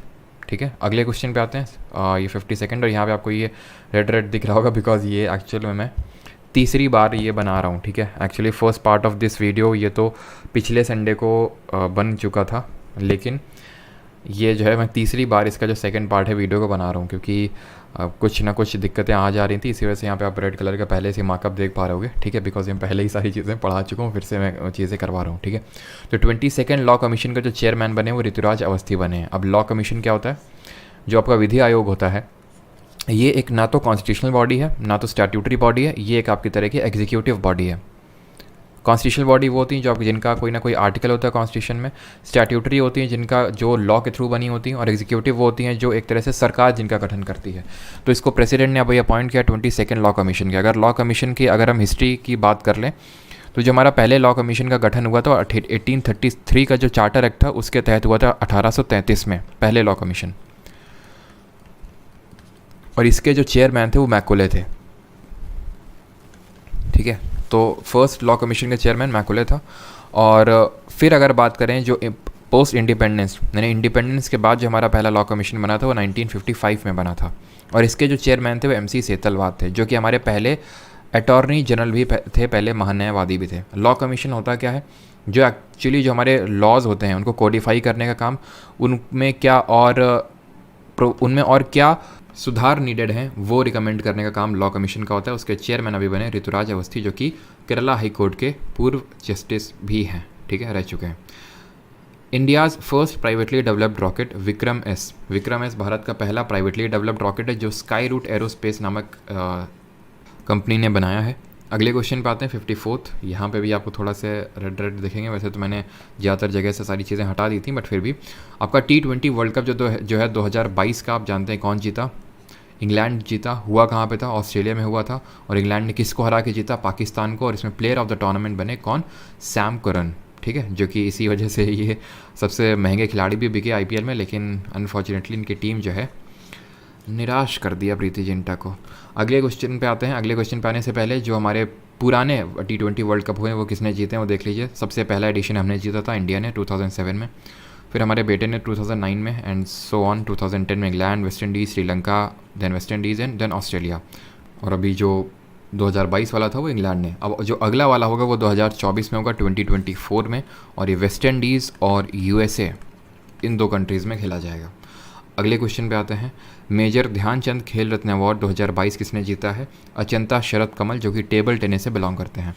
अगर बात करें मेजर ध्यानचंद खेल रत्न की, ये पहले आपका राजीव गांधी खेल रत्न अवार्ड के नाम से जाना जाता था, जिसके पहले रेसिपिएंट हमारे कौन है? विश्वनाथन आनंद। ठीक है, विश्वनाथन आनंद जो कि चेस प्लेयर हैं, ग्रैंड मास्टर हमारे इंडिया के पहले ग्रैंड मास्टर हैं, और इनको ही पहला राजीव गांधी खेल रत्न पुरस्कार मिला था, जो अभी मेजर ध्यानचंद खेल रत्न पुरस्कार हो चुका है। टेबल टेनिस से बिलोंग करते हैं अचंता शरद कमल। मौलाना अबुल कलाम आज़ाद ट्रॉफ़ी दी जाती है जो आपके स्पोर्ट्स इवेंट्स होती हैं यूनिवर्सिटीज़ के बीच में उनको। तो इसमें मौलाना अबुल कलाम आज़ाद जो ट्रॉफ़ी है वो गुरु नानक देव यूनिवर्सिटी को मिली है। और मौलाना अबुल कलाम आज़ाद आपको पता होगा हमारे देश के पहले शिक्षा मंत्री थे, फर्स्ट एजुकेशन मिनिस्टर थे। ठीक है, उन्हीं के नाम पे ट्रॉफ़ी का नाम पड़ा। यहाँ पे आप कुछ अर्जुन अवार्डीज़ के नाम यहाँ पे देख पा रहे होंगे। तो आपको ये काम करना है कि ये 1 से लेकर 25 तक बस आपको थोड़ा सा ये देख लेना कि किस डिसिप्लिन यानी किस स्पोर्ट्स से रिलेटेड है। जैसे कि लक्ष्य सेन बैडमिंटन से, निखात जरीन बॉक्सिंग से, ये थोड़ा सा आप देख लीजिए। ठीक है, जैसे एल्डोस पॉल हमारे एथलेटिक्स है, और एथलेटिक्स में किस इवेंट से, जो आपका ट्रिपल लॉन्ग जंप होता है उससे बिलोंग करते हैं एल्डोस पॉल। तो ये आपको एक बार देख लेना, ये हमारे अर्जुन अवार्ड विनर्स हैं। ठीक है, क्लाइमेट चेंज परफॉर्मेंस इंडेक्स में इंडिया ने 8th पोजीशन हासिल किया है। अब अगर बात करें क्लाइमेट चेंज परफॉर्मेंस इंडेक्स, तो कौन सी कंट्री क्लाइमेट के खिलाफ कितना लड़ रही है वो रैंकिंग को दिखाता है हमारा क्लाइमेट चेंज परफॉर्मेंस इंडेक्स। इस रैंकिंग को देता है जर्मन वॉच नामक एक एजेंसी है, वो देती है इसको, जर्मन वॉच। और इसमें टॉप 3 में कोई भी कंट्री नहीं आ पाई है अनफॉर्चुनेटली। 4th नंबर पे आया हमारा डेनमार्क। इंडिया इस इंडेक्स में काफ़ी बेटर परफॉर्म करता है बाकी इंडेक्सेस और रैंकिंग के कंपैरिजन में। 8th पोजीशन पे है। वर्ल्ड्स लॉन्गेस्ट क्रूज़, विश्व का सबसे लंबा क्रूज़ क्या होता है? एक तरह का जर्नी आप बोल सकते हो, एक तरह का जो रास्ता होता है दैट इज़ कॉल्ड क्रूज़, ठीक है, जो आप जर्नी करते हो। तो वर्ल्ड का लॉन्गेस्ट क्रूज़, अब ये नहीं कि भाई सबसे लंबा रास्ता सच, मतलब ये एक तरह का गंगा विलास है। व्हाट इज़ दिस गंगा विलास? जहाँ पे आपको वाराणसी से लेके डिब्रूगढ़ असम तक इस तरह के शिप में आपको ले जाया जाएगा, एकदम कायदे से आपको मौज करवाई जाएगी डिब्रूगढ़ से असम तक। और ये सबसे लंबा क्रूज़ बना है गंगा विलास। कहाँ से कहाँ तक है आप समझ गए? वाराणसी से लेकर डिब्रूगढ़ तक। ये 51 डे का पूरा क्रूज़ है, 51 दिनों का। अगले क्वेश्चन पे आते हैं, स्टैच्यू ऑफ प्रॉस्पेरिटी। तो आपने स्टैच्यू ऑफ यूनिटी सुना था सरदार पटेल जी का, 182 मीटर्स का। फिर हमने स्टैच्यू ऑफ इक्वालिटी देखा श्री रामानुजाचार्य का। आप स्टैच्यू ऑफ प्रॉस्पेरिटी देखिए श्री नंद प्रभु केम्पेगौड़ा जी का, जो कि है बेंगलुरु में। ब्रॉन्ज स्टैच्यू है ये, ठीक है। इसका इनाग्रेशन अभी कर्नाटक इलेक्शन से पहले हमारे पीएम मोदी जी ने किया था, लेकिन फ़ायदा हुआ नहीं कुछ। खैर, इंटरनेशनल गीता महोत्सव की अगर बात करें, कुरुक्षेत्र हरियाणा में इंटरनेशनल गीता महोत्सव जो है, अंतर्राष्ट्रीय गीता महोत्सव होगा या फिर हो चुका है 2022 वाला, ठीक है, कुरुक्षेत्र हरियाणा में। New governor of West Bengal, तो नए राज्यपाल आपके पश्चिम बंगाल के बने सीवी आनंद बोस। ये ऐसे क्वेश्चन है जहाँ पे ज़्यादा कुछ एक्सप्लेनेशन की नीड है नहीं, बस सीधे वन लाइनर्स टाइप के फॉर्मेट में इनको देखते जाइए। उत्तराखंड हाई कोर्ट की अगर बात करें, इसको शिफ्ट किया गया फ्रॉम नैनीताल टू हल्द्वानी।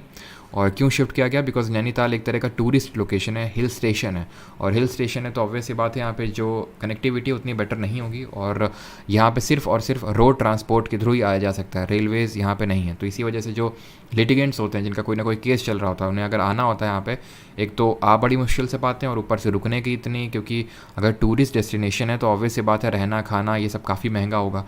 तो इसीलिए हल्द्वानी जो कि उत्तराखंड के प्लेन्स में लोकेटेड है, वहाँ पे इसको ट्रांसफ़र या फिर शिफ्ट करने की परमिशन एक तरह से मिल चुकी है, जो हमारा पार्लियामेंट है उसके द्वारा, ठीक है। अगले क्वेश्चन पे आता है, उत्तराखंड गौरव सम्मान ये मिला जनरल बिपिन रावत और अजीत डोभाल। बाकी लोगों को भी और भी लोगों को मिला है, लेकिन जनरल बिपिन रावत जो हमारे देश के पहले चीफ ऑफ डिफेंस स्टाफ थे, और अजीत डोभाल जो कि हमारे करंट में नेशनल सिक्योरिटी एडवाइज़र है, उनको ये मिला है उत्तराखंड गौरव सम्मान, बिकॉज ये दोनों लोग उत्तराखंड से बिलोंग करते हैं। नॉर्थ ईस्ट के ओलंपिक्स हुए हैं अभी, और उसमें टॉप किया है हमारे मणिपुर स्टेट ने। मणिपुर से आपको और क्या याद आता है? मणिपुर से आपको याद आना चाहिए कि अभी हाल ही में यहाँ पे रिवोल्ट हुए थे कुकी और मेटी ट्राइब के बीच में, तो या दोनों ट्राइब आपको पता होना चाहिए। बाकी तो हम जो करंट अफेयर्स कवर करेंगे इसी हफ्ते पूरे मई मंथ का, उसमें भी ये देखेंगे। और साथ ही साथ मणिपुर से हमें लोकटक लेक याद आना चाहिए। Loktak lake is the only floating lake, और यहाँ पे केबुल लेमजाओ नेशनल पार्क भी है आपका मणिपुर में, ठीक है। तो मणिपुर ने टॉप किया, वे 240 टोटल मेडल्स और 88 गोल्ड मेडल है। थोड़ा सा अगर आप याद रखना चाहते हो देख लीजिए, नहीं तो उतना इंपॉर्टेंट नहीं है कि मेडल आप याद रखें। बाकी ये आपको याद रखना है कि मणिपुर ने ये जीता है north east Olympics. Elephant death audit framework introduce करने वाला पहला देश का राज्य बना है तमिलनाडु। ये डेथ ऑडिट फ्रेमवर्क करेगा क्या?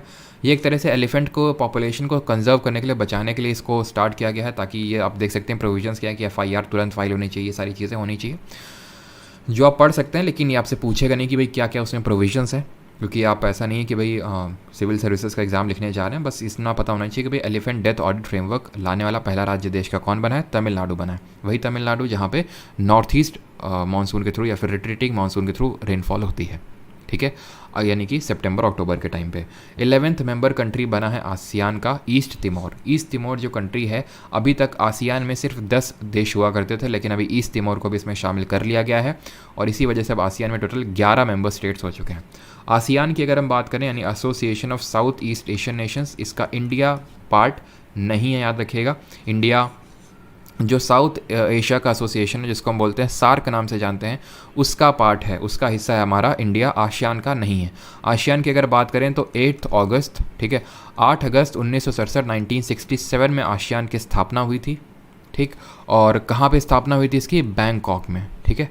बैंकॉक थाईलैंड में इसकी स्थापना हुई थी, इस्टेब्लिश हुआ था। लेकिन अगर इसके हेडक्वार्टर की बात करें तो इसका हेडक्वार्टर है आपका जकार्ता, इंडोनेशिया में, ठीक है, जकार्ता इंडोनेशिया में। और इंडोनेशिया की नई कैपिटल आप जानते हैं क्या है? जल्दी से बताइए कि इसकी नई कैपिटल क्या है इंडोनेशिया की? तो न्यू सेंट्रा जो है, न्यू सेंट्रा जो कि बोर्नियो आइलैंड में है, वहाँ पे इसकी कैपिटल जो है अभी शिफ्ट की जाएगी। और क्यों? क्योंकि क्लाइमेट चेंज की वजह से वाटर लेवल राइज हो रहा है, उसकी वजह से, ठीक है। तो 11th मेंबर कंट्री आसियान की बनी है ईस्ट तिमोर। अगले क्वेश्चन पे आते हैं, नेपाल इन्वाइटेड CEC यानी chief election commissioner Rajiv Kumar to be present as an international observer for the fourth coming elections. ठीक है। तो जो हमारे मौजूदा चीफ इलेक्शन कमिश्नर हैं, ठीक है, मुख्य चुनाव आयुक्त राजीव कुमार जी, इनको नेपाल ने इनवाइट किया है एज एन ऑब्जर्वर, क्योंकि वहाँ पे जनरल इलेक्शंस होने वाले हैं, तो एज एन ऑब्जर्वर इनको इन्वाइट किया गया वहाँ पे। और बाकी अभी हम इलेक्शन कमीशन ऑफ इंडिया के बारे में देखेंगे। एक और अभी आपका क्वेश्चन आएगा जहाँ पे अरुण गोयल जी को नया इलेक्शन कमिश्नर बनाया गया है, ठीक है। First female president of Slovenia, तो स्लोवेनिया की पहली महिला राष्ट्रपति बनी है नताशा पिर्क मुसर, ठीक है। अगले क्वेश्चन पे आते हैं। ग्रेग बार्कले री इलेक्ट हुए हैं आईसीसी के नए चेयरमैन के रूप में। इंटरनेशनल जो आपका क्रिकेट काउंसिल है, ये किस कंट्री से बिलोंग करते हैं? न्यूजीलैंड से बिलोंग करते हैं ये, ठीक है। और ये री इलेक्ट हुए हैं। और आईसीसी का आपको हेडक्वार्टर पता होगा कहाँ पे? यूएई, दुबई में इसका हेडक्वार्टर है। और बट इसकी जो यूएई है उसकी कैपिटल दुबई नहीं है, ध्यान रखना आप, ठीक है। यूएई की कैपिटल क्या है? वो अबू धाबी है। अगले क्वेश्चन पे आते हैं। ONGC, oil and natural gas corporation के नए चेयरमैन बने अरुण कुमार सिंह। ये सिंपल आपके वन लाइनर क्वेश्चंस हैं। अगले क्वेश्चन पे आते हैं, question number 71। Arvind Virmani appointed as full time member of NITI Aayog, तो नीति आयोग के फुल टाइम मेंबर के रूप में अपॉइंट हुए अरविंद वीरमानी। नीति आयोग के बारे में अगर बात करें तो ये चीज़ आपको पता होगी कि 1 जनवरी 2015 को इसकी इस्टेब्लिशमेंट हुई थी। प्लानिंग कमीशन को इसने रिप्लेस किया था। बट अगर इसके कॉम्पोजिशन की बात करें, ठीक है, जो हमारा नीति आयोग है इसका कॉम्पोजिशन किस तरह से है, तो इसमें हमारा रहता है चेयरमैन, ठीक है, जो कौन होता है? यूजुअली हमारा प्राइम मिनिस्टर होता है। वाइस चेयरमैन, ठीक है, वाइस चेयरपर्सन होता है। और इसमें 4 फुल टाइम आपके मेंबर्स होंगे, 4 फुल टाइम मेंबर्स, और 2 पार्ट टाइम मेंबर्स होते हैं इसमें, ठीक है, 2 पार्ट टाइम मेंबर्स होते हैं। तो चेयरमैन हमारे पीएम मोदी जी अभी, ठीक है, पीएम होते हैं, तो पीएम मोदी जी हमारे इसके चेयरमैन है। वाइस चेयरमैन आप जानते हैं सुमन बेरी हैं, ठीक है, सुमन के बेरी। सीईओ कौन है इसके, जल्दी से बताइए? सीईओ है हमारे बीवीआर सुब्रमण्यम, ठीक है। 4 फुल टाइम मेंबर और 2 part time member. And again NITI Aayog यानी कि national institute for transforming India, ये आपका एक एग्जीक्यूटिव बॉडी है। एग्जीक्यूटिव बॉडी है मतलब कि इसको सरकार ने बनाया है, यानी कि ना तो पार्लियामेंट ने लॉ के थ्रू इस्टेब्लिश किया, ना ही कॉन्स्टिट्यूशन में हमारे से कोई आर्टिकल है, ठीक है। अगले क्वेश्चन पे आते हैं, तो नाम याद रखिएगा अरविंद वीरमानी। 72 सी विजिल, ये एक कोस्टल डिफेंस एक्सरसाइज है जो हमारी इंडियन नेवी ने की है। एक तरह की ये मॉक ड्रिल्स हैं, ऐसा नहीं कि हमने किसी कंट्री के साथ इसको परफॉर्म किया, सिर्फ हमारी इंडियन नेवी मॉक ड्रिल्स करती है। और ये सी विजिल नामक मॉक ड्रिल्स हैं जो इंडियन नेवी हमारी करती है। 73 युद्ध अभ्यास, इंडिया और यूएसए के बीच में जॉइंट मिलिट्री एक्सरसाइज है युद्ध अभ्यास, जो उत्तराखंड के औली में हुआ अभी, ठीक है। बस इतना याद रखना है आपको इसमें। अगले क्वेश्चन पे आते हैं। 74 Britain's order of merit award, Britain का एक ऑर्डर ऑफ मेरिट अवार्ड है जो भी वेंकी रामकृष्णन जी को दिया गया है। ये कौन है? तो ये एक स्ट्रक्चरल बायोलॉजिस्ट है हमारे, ठीक है, he is a structural biologist, ठीक है। और इनको ये अवार्ड मिला है Britain's order of merit award. 75 यहाँ पे क्वेश्चन नंबर है आपका एक्सेल फैमिली प्लानिंग अवार्ड। तो आपका international conference of family planning हुआ था थाईलैंड में रिसेंट में, और उसमें India became the only country to receive this excel family planning award. और यह भी हम लोगों ने देखा था कि India is the first country, और India was the first country to adopt the family planning adopt करने वाला पहला कंट्री था हमारा इंडिया, ठीक है। अगले क्वेश्चन पे आते हैं। कबड्डी का जो 2025 का अगला वर्ल्ड कप है वो यूनाइटेड किंगडम में खेला जाएगा, यानी इंग्लैंड में खेला जाएगा, याद रखना है, ठीक है, कबड्डी, ठीक। अगले क्वेश्चन पे आते हैं। 77 blind football women's Asia championship, ये जीता है हमारा केरला ने, ठीक है। नॉट दैट मच इंपॉर्टेंट, लेकिन ये है यहाँ पे मेरा मोटो कि भाई अगर ये क्वेश्चन एकदम से आ जाए तो फिर आपको पता हो कि हाँ केरल ने जीता है। डीप में नहीं देखना, बट थोड़ा सा आपको ये पता होना चाहिए कि हाँ भाई blind football women's Asian championship हुआ तो वो केरल ने हमारे जीता है, ठीक है। और केरल से हमें क्या याद आना चाहिए? केरल से कोल्लम याद आना चाहिए। First constitutional literate district Wayanad, जिसने ट्राइबल्स को पहला डिस्ट्रिक्ट बना जिसने ट्राइबल को बेसिक डॉक्यूमेंट्स ऑफर किए। और वायनाड पहला हमारा डिस्ट्रिक्ट बना है ODF plus, open defecation plus. ये हम लोग मे के करंट अफेयर्स में देखेंगे ये चीज़, ठीक है।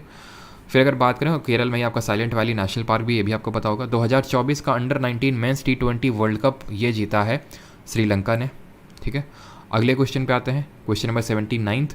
Shiva Narwal is related to which sports, तो ये शूटिंग से रिलेटेड है। एक्चुअली में एशियन एयर गन चैम्पियनशिप हुई थी, उसमें इन्होंने 10 मीटर जो चैम्पियनशिप होती 10 मीटर वाली, उसमें इन्होंने गोल्ड मेडल जीता इंडिया के लिए।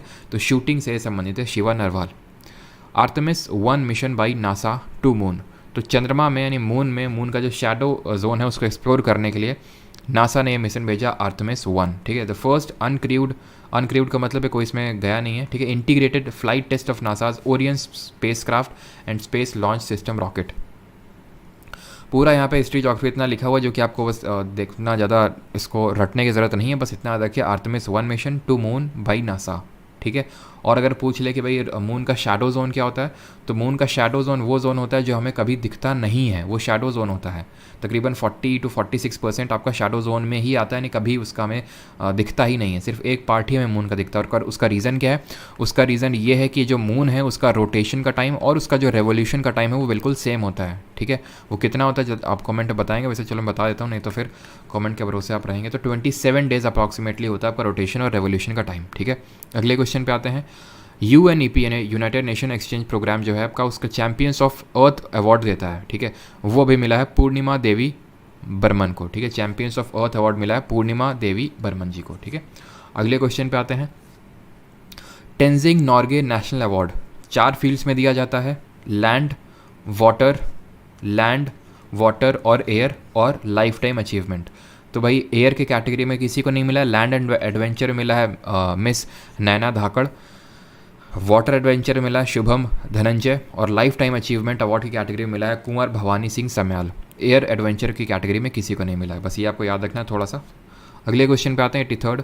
फर्स्ट इंस्टीट्यूट ऑफ यूनानी मेडिसिन इन नॉर्थ ईस्ट। तो यूनानी मेडिसिन का एक सेंटर अगर बात करें, रीजनल रिसर्च इंस्टीट्यूट खोला गया है सिलचर असम में।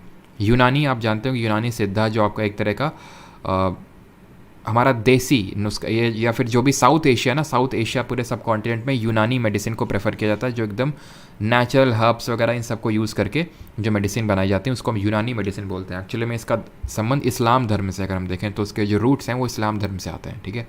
वो आपका सिलचर असम में इसको खोला गया है, फर्स्ट इंस्टीट्यूट ऑफ यूनानी medicine. 84th global partnership on artificial intelligence 2022-23 will be chaired by. तो ग्लोबल पूरी पार्टनरशिप जो है आर्टिफिशियल इंटेलिजेंस की, इसको चेयरमैनशिप करेगा हमारा भारत देश इंडिया। 85th और AI से आपको क्या याद आना चाहिए? AI से आपको याद आनी चाहिए काफ़ी सारे चैट बॉक्स, ठीक है। जैसे कि आपने चैट GPT के बारे में तो सुना ही होगा, चैट GPT। अच्छा, इससे चैट GPT में GPT का फुल फॉर्म क्या है, ठीक है, जल्दी से आप रिकॉल करिए, तब तक आपको ये बताता हूँ कि बार्ड चैट बॉक्स जो है, बार्ड ये किसका है? ये गूगल का है, ठीक है, बार्ड हो गया। और लेक्सी ये इंडिया का है, मतलब इंडियन गवर्नमेंट ने चैट GPT वालों से, जो कि अभी माइक्रोसॉफ्ट ने इसको ओन कर रखा है, उससे हमने डेवलप करवाया अपना खुद का लेक्सी चैट बॉट। तो इसका फुल फॉर्म यहाँ पे मैं लिख देता हूँ, ठीक है। GPT का हो सकता है आपसे पूछ ले, जनरेटिव, ठीक है, जनरेटिव प्री ट्रेंड ट्रांसफॉर्मर, ठीक है, प्री ट्रेंड ट्रांसफॉर्मर, ये इसका GPT का फुल फॉर्म है, ठीक। और एक और चैट बॉट है रशिया का, ठीक है। रशिया ने अभी एक चैट बॉट डेवलप किया, उसका नाम है गीगा चैट, ठीक है। गीगा चैट ये भी रशिया ने डेवलप किया, इसको चैट GPT को टक्कर देने के लिए। जंबो ट्रेल्स प्रोग्राम ये लॉन्च किया अनामलाई टाइगर रिजर्व ने, ठीक है। और ये अनामलाई टाइगर रिजर्व कहाँ पे है? तमिलनाडु में है। अनामलाई हिल्स पे लोकेटेड है। अनामलाई हिल्स कहाँ पे है? आप जानते हैं वेस्टर्न घाट का पार्ट है, और इसी अनामलाई हिल्स पे ही आपका साउथ इंडिया का हाईएस्ट पीक है, और उसका नाम क्या है? अनाईमुडी, ठीक है। तो ये किस लिए जंबो ट्रेल्स प्रोग्राम लॉन्च किया गया? ताकि लोगों को यहाँ पे अवेयर किया जा सके कि यहाँ पे आप जा तो रहे हो, मतलब ठीक है, एंटर करो सारी चीज़ें, लेकिन ये चीज़ें आपको करनी है, ये चीज़ें आपको नहीं करनी है, ठीक है, ताकि हम बेटर प्रिजर्व कर सकें इस रिजर्व को। अगर सेकंड हाईएस्ट पीक की बात करें साउथ इंडिया की, तो वो दौड़ा बेटा है, और ये दौड़ा बेटा है आपकी लोकेटेड नीलगिरी हिल्स में। नीलगिरी हिल्स से आपको याद आना चाहिए कि नीलगिरी हिल्स में ही आपके पश्चिमी घाट और पूर्वी घाट का मिलन होता है, वेस्टर्न घाट और ईस्टर्न घाट मिलते हैं। प्लस आपको ये थोड़ा सा रिकॉल होना चाहिए कि नीलगिरी हिल्स से याद आना चाहिए नीलगिरी तहार के बीच में के बारे में। नीलगिरी तहार एक तरह का बकरी की तरह जानवर होता है, ये तमिलनाडु का स्टेट एनिमल है, ठीक है, तमिलनाडु का स्टेट एनिमल है, एकदम पहाड़ियों में चढ़ जाता है एकदम भयंकर रूप से, ठीक है। अगले क्वेश्चन पे आते हैं। सूखा ताल लेक ये कहाँ पर लोकेटेड है? उत्तराखंड में। तो ऐसे याद रखो, ये सूख गया इसलिए जो है उत्तराखंड में ये न्यूज़ में था। एक्चुअल में यहाँ पे क्या है कि एनक्रोचमेंट काफ़ी बढ़ रही है। एनक्रोचमेंट का मतलब है कि ये इसका एरिया पहले बहुत ज़्यादा था, अभी काफ़ी कम हो गया। तो इसी के रिगार्डिंग अभी यहाँ का जो हाई कोर्ट है, जो कि अभी हमने देखा कि हल्द्वानी में, नैनीताल से हल्द्वानी में शिफ्ट किया जा रहा है, तो उसने कुछ यहाँ पे उसकी रूलिंग्स आई थी, जिसकी वजह से न्यूज़ में था। सूखा ताल याद रखिएगा, लेक आपका उत्तराखंड में है, और इसी से कनेक्टेड ही है, आपका अंडरग्राउंडली कनेक्टेड है, वो है आपका नैनी लेक। ये भी आपका उत्तराखंड में, ये हम लोग स्टैटिक जो हम लोग के PYQs वाले लेक्चर उसमें भी हम लोग देख चुके हैं कि नैनी लेक आपका उत्तराखंड में, ठीक है। लोकटक कहाँ पे है? मणिपुर में। लोनार लेक कहाँ पे है? जो कि क्रेटर लेक है, महाराष्ट्र में है। वुलर कहाँ पे है? जम्मू एंड कश्मीर में है। वेम्बानाद जो इंडिया का लॉन्गेस्ट लेक है, वेम्बानाद और अष्टमुडी कहाँ पे हैं? केरल में। और वेम्बानाद और जो अष्टमुडी वो कैसे हैं? वो बैक वाटर्स हैं, लगून लेक हैं, ठीक है, ये हमने सारी चीज़ें देख रखी हैं। कोलेरू कहाँ है? आंध्र प्रदेश में। उसके नीचे आओगे पुलिकट, वो भी आंध्र प्रदेश में, आंध्र और तमिलनाडु के बॉर्डर में पुलिकट, ठीक है। चलो आगे बढ़ते हैं। चिलिका हमारा लार्जेस्ट ब्रैकिश वाटर लेक, या सभी जानते होंगे, उड़ीसा में है, ठीक है। और सांभर लेक कहाँ पे? राजस्थान में, जो कि सबसे हाईएस्ट या फिर मोस्ट सेलाइन वाटर लेक है हमारे इंडिया का। नए प्राइम मिनिस्टर कौन बने? मलेशिया के शेर बहादुर देवबा बने। मलेशिया से आपको क्या याद आना चाहिए? मलेशिया से आपको याद आना चाहिए सुल्तान ऑफ जौहर कप के बारे में। अगर आपको याद हो, सुल्तान ऑफ जौहर कप का संबंध किस खेल से है? इसका संबंध है आपका हॉकी से। ये हमने अक्टूबर वाले करंट अफेयर में देखा था कि ऑस्ट्रेलिया को इंडिया ने हरा के इसको जीता है। इंडिया ने ऑस्ट्रेलिया को हराया और सुल्तान ऑफ जौहर कप जीता है, जो मलेशिया में होता है हॉकी का टूर्नामेंट। ऐसे ही सुल्तान अजलान शाह कप भी है, जो आपका मलेशिया में ही होता है, वो भी हॉकी से संबंधित है। अगले क्वेश्चन पे आते हैं। 88 कतर ने साइन किया 27 साल का लंबा एक natural gas supply deal with the China. ये कतर का सबसे लंबा कोई नेचुरल गैस सप्लाई ये एक डील हुआ है कतर और चाइना का, ठीक है। अगले क्वेश्चन पे आते हैं। नालंदा, और इससे हमें क्या याद आना चाहिए? कतर से याद आना चाहिए कि भाई यहाँ पे अभी फीफा वर्ल्ड कप हुआ था, अर्जेंटीना ने जीता स्पेन को हरा के, ठीक है। हमें किलियन एम्बापे के बारे में याद आना चाहिए, गोल्डन बूट अवार्ड रिसीव किया, गोल्डन बॉल अवार्ड मिला लियोनेल मेसी को, और लाइब यहाँ का ऑफिशियल मैस्कॉट था फीफा का। चाइना से हमें याद आना चाहिए कि चाइना ने एशिया का पहला कंट्री बना है जिसने, पिछले वाले आई थिंक लेक्चर हम लोगों ने देखा था कि चाइना हाइड्रोजन पावर, ठीक है, जो आपकी हाइड्रोजन पावर ट्रेन है उनको स्टार्ट करने वाला पहला एशियन कंट्री बना है और वर्ल्ड का दूसरा कंट्री बना है आफ्टर दी जर्मनी। अगले क्वेश्चन पे आते हैं। Nalanda until we meet again, ये किताब लिखी है गौतम बोरा ने। इसको लॉन्च किया रस्किन बॉन्ड, तो ये हमारे रस्किन बॉन्ड है और ये गौतम बोरा है। तो लॉन्च इन्होंने किया, लिखी Nalanda until we meet again Gautam Bora ने। नालंदा यूनिवर्सिटी के फाउंडर कौन थे हमारे? तो ये थे हमारे कुमार गुप्त, ठीक है। और विक्रमशिला के फाउंडर कौन थे? विक्रमशिला के थे हमारे धर्मपाल, ठीक है, याद पता होना चाहिए। न्यू इलेक्शन कमिश्नर हमारे बने अरुण गोयल जी, तो ये नए चुनाव आयुक्त बने हैं अरुण गोयल। तो जो हमारा इलेक्शन कमीशन ऑफ इंडिया है, ये आपको पता होगा, ठीक है। इलेक्शन कमीशन ऑफ इंडिया किस किस के चुनाव करवाता है? लोकसभा के करवाता है, और हमारे जो विधानसभाएं होती हैं उनके लिए चुनाव करवाता है, राज्यसभा के चुनाव करवाता है, विधान परिषद के चुनाव करवाता है, राष्ट्रपति के चुनाव करवाता है, उपराष्ट्रपति के चुनाव करवाता है। इन सभी के चुनाव कौन करवाता है? Election commission of India. जो स्टेट का इलेक्शन कमीशन होता है वो लोकल बॉडीज़ के इलेक्शन करवाता है, पंचायत और नगर पालिकाओं के। ये मत समझ लेना कि जो स्टेट का इलेक्शन कमीशन होता है वो लेजिस्लेटिव असेंबली या फिर लेजिस्लेटिव काउंसिल के इलेक्शन करवाता होगा। इलेक्शन कमीशन ऑफ इंडिया जब हमारा बना था, आर्टिकल नंबर 324 से लेकर 329 तक के बारे में दिया हुआ 324 बोलता है कि इनके तुम्हें इलेक्शंस करवाने हैं। जब बना था तो ये सिंगल मेंबर बॉडी था, ठीक है, लेकिन अब ये 3 मेंबर्ड बॉडी है। सिंगल मेंबर्ड बॉडी के रूप में बना था, बट करेंटली, ठीक है, करंटली इसमें जो है 3 मेंबर्स होते हैं, और उनमें से 3 मेंबर की अगर बात करें तो इसका 3 मेंबर का कॉम्पोजिशन कुछ 1+2 तरीके से होता है। एक तो हमारे चीफ इलेक्शन कमिश्नर होते हैं, जो कि अभी करंट में राजीव कुमार जी, और 2 हमारे इलेक्शन कमिश्नर्स होते हैं। एक तो अभी करंट में एक है अनूप चंद्रा, और ये अभी एक बन चुके हैं हमारे अरुण गोयल, ठीक है। और ये आपको पता होगा कि अगर चीफ इलेक्शन कमिश्नर को अगर हमें हटाना है तो वो कैसे हटता है? उसी तरह जैसे कि सुप्रीम कोर्ट का जज हटाया जाता है, उसी तरीके से ये हटते हैं। और एक चीज़ कि अगर मान लेते हैं कि इनके बीच में डिफरेंस ऑफ ओपिनियन हो जाता है किसी बात को लेके, तो the matter is decided by majority, ना कि चीफ इलेक्शन कमिश्नर का डिसीजन फाइनल होगा। ऐसा नहीं होता है, matter is decided by majority. जो 2 लोग बोलेंगे वो माना जाएगा। मान लेते हैं कि 2 ये अनूप चंद्रा और अरुण गोयल जी बोल रहे हैं कि येस, और ये बोल रहे हैं नो, तो येस होगा, ना कि नो, ठीक है। तो ये आप समझ पा रहे होंगे। तो आंसर यहाँ पे अरुण गोयल होगा। अगला क्वेश्चन है new chairman of AICTE। What is this AICTE?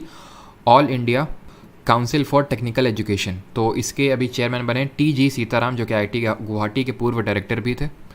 अगले क्वेश्चन पे आते हैं। शत्रुनाश एक्सरसाइज जो है हमारी इंडियन आर्मी ने कंडक्ट की है। अगेन एक तरह की आप मॉक ड्रिल ही समझ सकते हैं कि हमने किसी कंट्री के साथ नहीं की है, ये इंडियन आर्मी ने शत्रुनाश एक्सरसाइज करी है राजस्थान की जो थार डेजर्ट है वहाँ पे, ठीक। शत्रुनाश यानी शत्रुओं को नाश कर देना। शत्रु कौन है? ये हमारा बेटा, हमारा शत्रु है, ठीक है।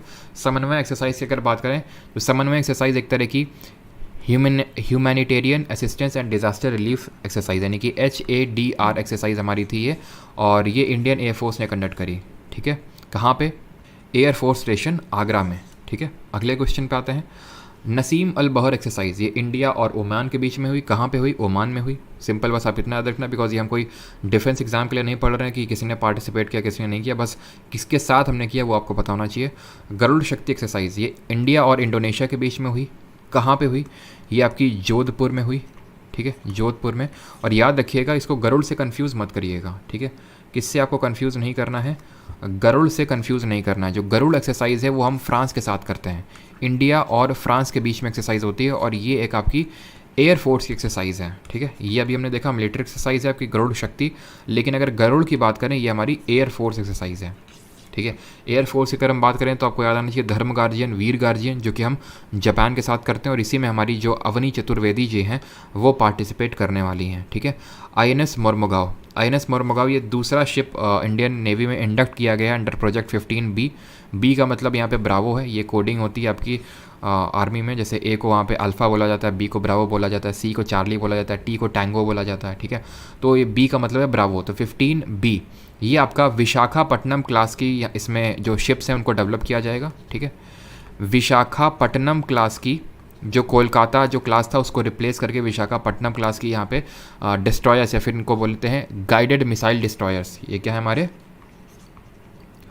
गाइडेड मिसाइल डिस्ट्रॉयर्स हैं, जिनको प्रोजेक्ट 15B के तहत डेवलप किया जा रहा है, विशाखापट्टनम क्लास। और पहला वाला जो था आपका विशाखापट्टनम था, INS विशाखापट्टनम, दूसरा बना है INS मोरमुगाओ। अभी टोटल इसमें 4 डेवलप किए जाएंगे, 2 डेवलप हो चुके हैं, बाकी 2 और बचे हैं, ठीक है। अगले क्वेश्चन पे आते हैं। गांधी मंडेला अवार्ड ये मिला है हमारे दलाई लामा। तो दलाई लामा ये हमारे इनका, ये दलाई लामा इनका नाम नहीं है, ठीक है, दलाई लामा एक पोजीशन है। तो ये करंट में अभी 14th नंबर के दलाई लामा है, ठीक है। इनका नाम कुछ और है जो कि हमें जानने की ज़रूरत नहीं, बस इतना याद रखना है कि जो गांधी मंडेला अवार्ड मिला है वो 14th दलाई लामा को मिला है, ठीक है। 98th क्वेश्चन नंबर पे आते हैं। Indian film personality of the year award eight IFFI, यानी कि इंटरनेशनल फिल्म फेयर जो आपके फेस्टिवल हुए हैं, international film festival of India, इसमें चिरंजीवी जो हैं साउथ इंडिया के एक्टर हैं, इनको Indian film personality of the year का अवार्ड मिला है। और अगर बात करें इनमें बाकी अवार्ड्स की तो इसमें स्पॉटलाइट कंट्री इस बार रही फ्रांस आपकी। गोल्डन पीकॉक जो अवार्ड मिला बेस्ट फिल्म के लिए, आई हैव इलेक्ट्रिक ड्रीम्स, जो कि एक स्पेनिश फिल्म है, इसके डायरेक्टर हैं वैलेंटिना मॉरल, इनको मिला golden peacock award. Best actor Vahid Mobasheri, best director Nadir Mobasheri, किस फिल्म के लिए, ये थी आपकी फिल्म नो एंड, ठीक है, ये आपकी फिल्म थी नो एंड। और बेस्ट एक्ट्रेसेस को मिला डेनिला सैवर को इसी फिल्म के लिए, आई हैव इलेक्ट्रिक ड्रीम्स के लिए। सत्यजीत रे लाइफ टाइम अचीवमेंट अवार्ड ये मिला कार्लोस सौरा को। अब्दुल कलाम सेवा पुरस्कार ये मिला है रवि कुमार सागर को। अब ये जो इन्होंने पूरे पुरस्कार है, नहीं जो अवार्ड है, ये मिला है इनकी सर्विसेज के लिए जो इन्होंने कोविड-19 के टाइम पे दिए थे। ये इंडिया के काफ़ी यंग एंटरप्रेन्योर हैं और इसीलिए इनको अवार्ड मिला है अब्दुल कलाम सेवा पुरस्कार, रवि कुमार सागर। 100th नंबर का तो नहीं होगा, आई थिंक ये हम लोग का 92nd नंबर का होगा। राजेंद्र सिंह पवार जी को मिला है लाइफ टाइम अचीवमेंट बाई फिकी। फिकी की अगर बात करें, federation of Indian chamber of commerce and industries, जो कि आपका स्टैब्लिश हुआ था 1927 में, किसके द्वारा, हम लोग स्टैटिक जीके वाली क्लास में देख चुके हैं, GD बिरला, ठीक है, GD बिरला और पुरुषोत्तम ठाकुर दास, ठीक है, पुरुषोत्तम ठाकुर दास जी के द्वारा जो इस्टेब्लिश किया गया था 1927 में, 1927 में। करंट में अगर बात करें, शुभ्रकांत पांडा इसके अभी नए चेयरमैन बने हैं, याद रखिएगा ये भी, शुभ्रकांत पांडा, और शैलेश पाठक इसके नए जनरल सेक्रेटरी बने हैं, ठीक है। ये सारे आपके करंट के न्यूज़ हैं, ठीक है, शैलेश पाठक। और लाइफ टाइम अचीवमेंट अवार्ड किसको मिला है, राजेंद्र सिंह पवार को। SCO summit 2023, SCO Shanghai cooperation organisation, जिसकी अभी अध्यक्षता भारत कर रहा है, उसकी इस बार की थीम क्या है, फॉर अ सिक्योर SCO। और इसको समिट को होस्ट कौन करेगा इस बार की, इंडिया होस्ट करेगा। अब क्योंकि इस बार इंडिया होस्ट कर रहा है इस समिट को, तो बहुत इंपॉर्टेंट हो जाता है आपका स्टैटिक के पर्सपेक्टिव से कि हमें सारी चीज़ें पता हों SCO के रिगार्डिंग। तो याद रखिएगा कि SCO हमारे करंट में 8 मेंबर कंट्रीज़ हैं, ठीक है, 8 मेंबर कंट्रीज़ हैं, जिसमें कि चलो मैं लिख देता हूँ कौन कौन सी जल्दी से। आपकी चाइना है, ठीक है, और कज़ाकिस्तान है, किर्गिस्तान है, ठीक है, उज़्बेकिस्तान है, तजिकिस्तान है, कज़ाकिस्तान है, जिसकी नई कैपिटल क्या हो चुकी है, अभी नई कैपिटल हो चुकी है अस्ताना, पहले नूर सुल्तान थी। रशिया इसका मेंबर कंट्री है, 1 2 3 4 5 6, ये 6 थे। फिर 2007 में 2017 में 9 जून 2017 को इंडिया और पाकिस्तान ने इसकी एक साथ मेंबरशिप ली थी। कब, 9 जून 2017। तो ये भी पूछा जा सकता है इंडिया इसका कब मेंबर बना था। तो इंडिया इसका फाउंडिंग मेंबर नहीं था, क्योंकि ये इस्टेब्लिश हुआ था 2001 में। अगर बहुत ही प्रिसाइजली पूछ लेता तो 15 जून 2001 में इस्टेब्लिश हुआ था शंघाई में, तभी इसका नाम है शंघाई कोऑपरेशन ऑर्गेनाइजेशन। लेकिन वो पक्का लिख के देगा कि इसका हेडक्वार्टर शंघाई में है, और वो गलत होगा, क्योंकि इसका जो हेडक्वार्टर है वो बीजिंग चाइना में है चाइना में, लेकिन शंघाई में नहीं। शंघाई में इस्टेब्लिश हुआ था, लेकिन इसका हेडक्वार्टर अगर बात करें तो ये बीजिंग में है, और इंडिया इसका फाउंडिंग मेंबर नहीं था। ठीक। Question number 102, maximum number of tap connections in a month under जल जीवन मिशन के तहत सबसे ज़्यादा टैप वाटर कनेक्शन प्रोवाइड करवाया शाहजहांपुर डिस्ट्रिक्ट ऑफ यूपी ने। अगर टैप कनेक्शंस की बात करें, जल जीवन मिशन की बात करें, तो जल जीवन मिशन क्या है, इसके तहत सभी रूरल हाउस होल्ड्स को, all rural house holds will be covered under tap water, यानी कि हर घर तक जल पहुंचाना है। हर जो ग्रामीण घर है, हर रूरल हाउस होल्ड है, वहाँ तक वो टैप वाटर कनेक्शंस देने हैं 2024 तक, 2024 तक ये टारगेट रखा गया है। Question number 103, German based formula 1 racer Sebastian Vettel retire कर चुके हैं। बस इतना ही मैं पता होना चाहिए, सेबेस्टियन वेटल रिटायर किए हैं, जर्मनी से थे बस। 104, मनु भाकर और सम्राट राणा का संबंध किससे है, शूटिंग से। अब क्यों पूछ रहा है ये, क्योंकि अभी एशियन एयर गन चैंपियनशिप, जिसकी अभी मैंने चर्चा भी पीछे भी करी थी, एशियन एयर गन चैंपियनशिप जो कहाँ हुई थी, ये हुई थी 2022 में दाegu साउथ कोरिया में। ठीक है, दाegu साउथ कोरिया में हुई थी, और इसमें मनु भाकर और सम्राट राणा ने 10 मीटर वाला जो इवेंट होता है उसमें मिक्स डबल्स में इन्होंने गोल्ड मेडल जीता इंडिया के लिए।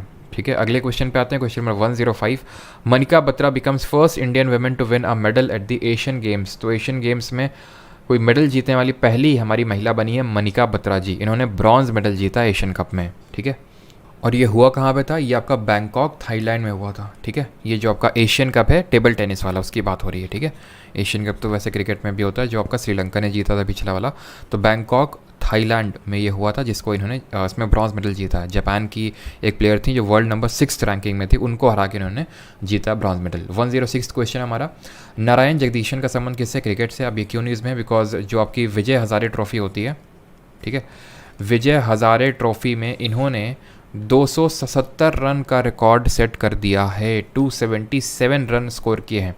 तमिलनाडु की तरफ से खेलते हैं। इससे पहला जो रिकॉर्ड था वो रोहित शर्मा का था, लेवल ए जो आपका क्रिकेट होता है उसमें 264 रन मारे थे रोहित शर्मा ने, और वो पहला ही वाला I think Vijay Hazare trophy था जिसमें कि तमिलनाडु जीता था। और ये 270 रन बनाए हैं अभी नारायण जगदीशन, जो अभी IPL में KKR की तरफ से खेलते हैं, विकेट कीपर बैट्समैन है। तो 277 रन स्कोर कर इन्होंने रिकॉर्ड सेट किया है। ठीक है, Narayan Jagadeesan cricket. Question number 107, national suicide prevention strategy launched by which ministry of health and family welfare. इसने ये प्रिवेंशन स्ट्रैटेजी लॉन्च किया है कंसिडरिंग कि जो हमारे सुसाइड रेट्स इतने बढ़ रहे हैं, और करंट में हमारे मिनिस्टर हैं कौन हेल्थ और फैमिली वेलफेयर के, तो ये हमारे मनसुख मांडविया जी हैं। ठीक है, क्वेश्चन नंबर 108 थे हमारा, आखिरी क्वेश्चन है, if I am not wrong, yes, which Indian represented, I think ये 100th नंबर का क्वेश्चन होगा। ठीक है, एक्चुअल में क्योंकि 8 हमारे करंट अफेयर गलती से वो बढ़ चुके थे ना, 41 से 49 हो गया था, तो एक्चुअल में 100th करंट अफेयर हम लोगों का। ठीक है, तो 100 करंट अफेयर्स यहाँ आपके टोटल हो जाएंगे। तो which Indian represented India in the 27th session of conference of parties COP27 इन शर्म एल शेख इन इजिप्ट। अंकित सुहास राव, ठीक है, तेलंगाना से बिलोंग करते हैं, और क्लाइमेट चेंज को लेकर इन्होंने इसमें स्पीच दी है। जो UNFCC मतलब United nation framework convention on climate change, जिसका कि हेडक्वार्टर कहाँ पे पता होना चाहिए, बॉन में है, बॉन जर्मनी में। ठीक है, इसकी जो कॉन्फ्रेंस ऑफ पार्टीज़ हुई है 27th नंबर की, ये शर्म एल शेख इजिप्ट में हुई है। वही इजिप्ट जिसके प्रेसिडेंट अब्देल फतह LCC हमारे रिपब्लिक डे में चीफ गेस्ट थे, उसी कंट्री में जो है इन्होंने जाके स्पीच दी। हेडक्वार्टर बॉन जर्मनी में है। और अगर बात करें इसका जो पहला कॉप है, फर्स्ट कॉन्फ्रेंस ऑफ पार्टीज़, ये भी जर्मनी में हुआ था, लेकिन बॉन जर्मनी में नहीं, बर्लिन में हुआ था, बर्लिन जर्मनी में। और इसको स्टैब्लिश कब हुआ था, ये आपका स्टैब्लिश हुआ था 21 मई 1994 को। और अगर बात करें इंडिया इसका मेंबर कब बना था, तो इंडिया इसका मेंबर बना था जो 8वीं नंबर की कॉप हुई थी 2002 में, उसमें इंडिया इसका मेंबर बना था। ठीक, और यहाँ पे एक फाइनली होते हैं हमारे करंट अफेयर ख़त्म। ठीक है, एक्चुअली मेरे लिए काफ़ी ये बर्डन वाला हो गया ये नवंबर का, बिकॉज जैसे मैंने बताया मैंने फर्स्ट हाफ तो बना लिया था, लेकिन फिर ये सेकंड हाफ बनाने के लिए मैं तकरीबन तीसरी बार इस वीडियो को बना रहा हूँ। खैर, ये 100 करंट अफेयर्स के क्वेश्चन आपके होते हैं कंप्लीट नवंबर महीने के, और आप शायद फील कर पा रहे होंगे कि कितने डाइवर्स और जो भी यहाँ पे मैंने करंट अफेयर रखा है, एक एक करंट अफेयर आपका काफ़ी इंपॉर्टेंट है, और मैंने काफ़ी सेलेक्टिवली करंट अफेयर्स को, क्योंकि मेरा जो काफ़ी टाइम जाता है वो इस पे जाता है कि भाई किस करंट अफेयर को रखना है, ठीक है। और जो बाकी डिफेंस यानी CDS NDA जो एग्ज़ाम में स्टूडेंट बैठते हैं उन्हें पता है, ठीक है, कि जो मैं करंट अफेयर्स देता हूँ डायरेक्टली हिट करते हैं। अभी SSC में भी होगा, ये देखते हैं। अगर जो हमारे करंट अफेयर का रेंज है जो हमने पकड़ के रखा है अक्टूबर से लेके मई 2023 तक, अगर उसमें से करंट अफेयर आएंगे तो मोस्ट प्रोबेबली आपको यहीं से करंट अफेयर देखने को मिलेंगे। PDF आपको इसकी परमार SSC का टेलीग्राम, जिसका लिंक वीडियो के डिस्क्रिप्शन में मिल जाएगा, वहाँ पे आपको ये मिल जाएगा, तो वहाँ से आप इसको डाउनलोड कर सकते हैं। बाकी हमारी जो PYQ सीरीज़ चल रही है ना, वो तो उसमें आप कंटिन्यू होंगे आई होप, और उसको रिवाइज़ भी कर रहे होंगे। और ये भी है, इसका रिवीजन बहुत इंपॉर्टेंट है, जहाँ से पढ़ें जितना भी पढ़ें बस रिवाइज़ करते रहें, नहीं तो आप सारी चीज़ें भूलते जाएंगे, ठीक है। मिलते हैं मई के करंट अफेयर के वीडियो के साथ। Thank you.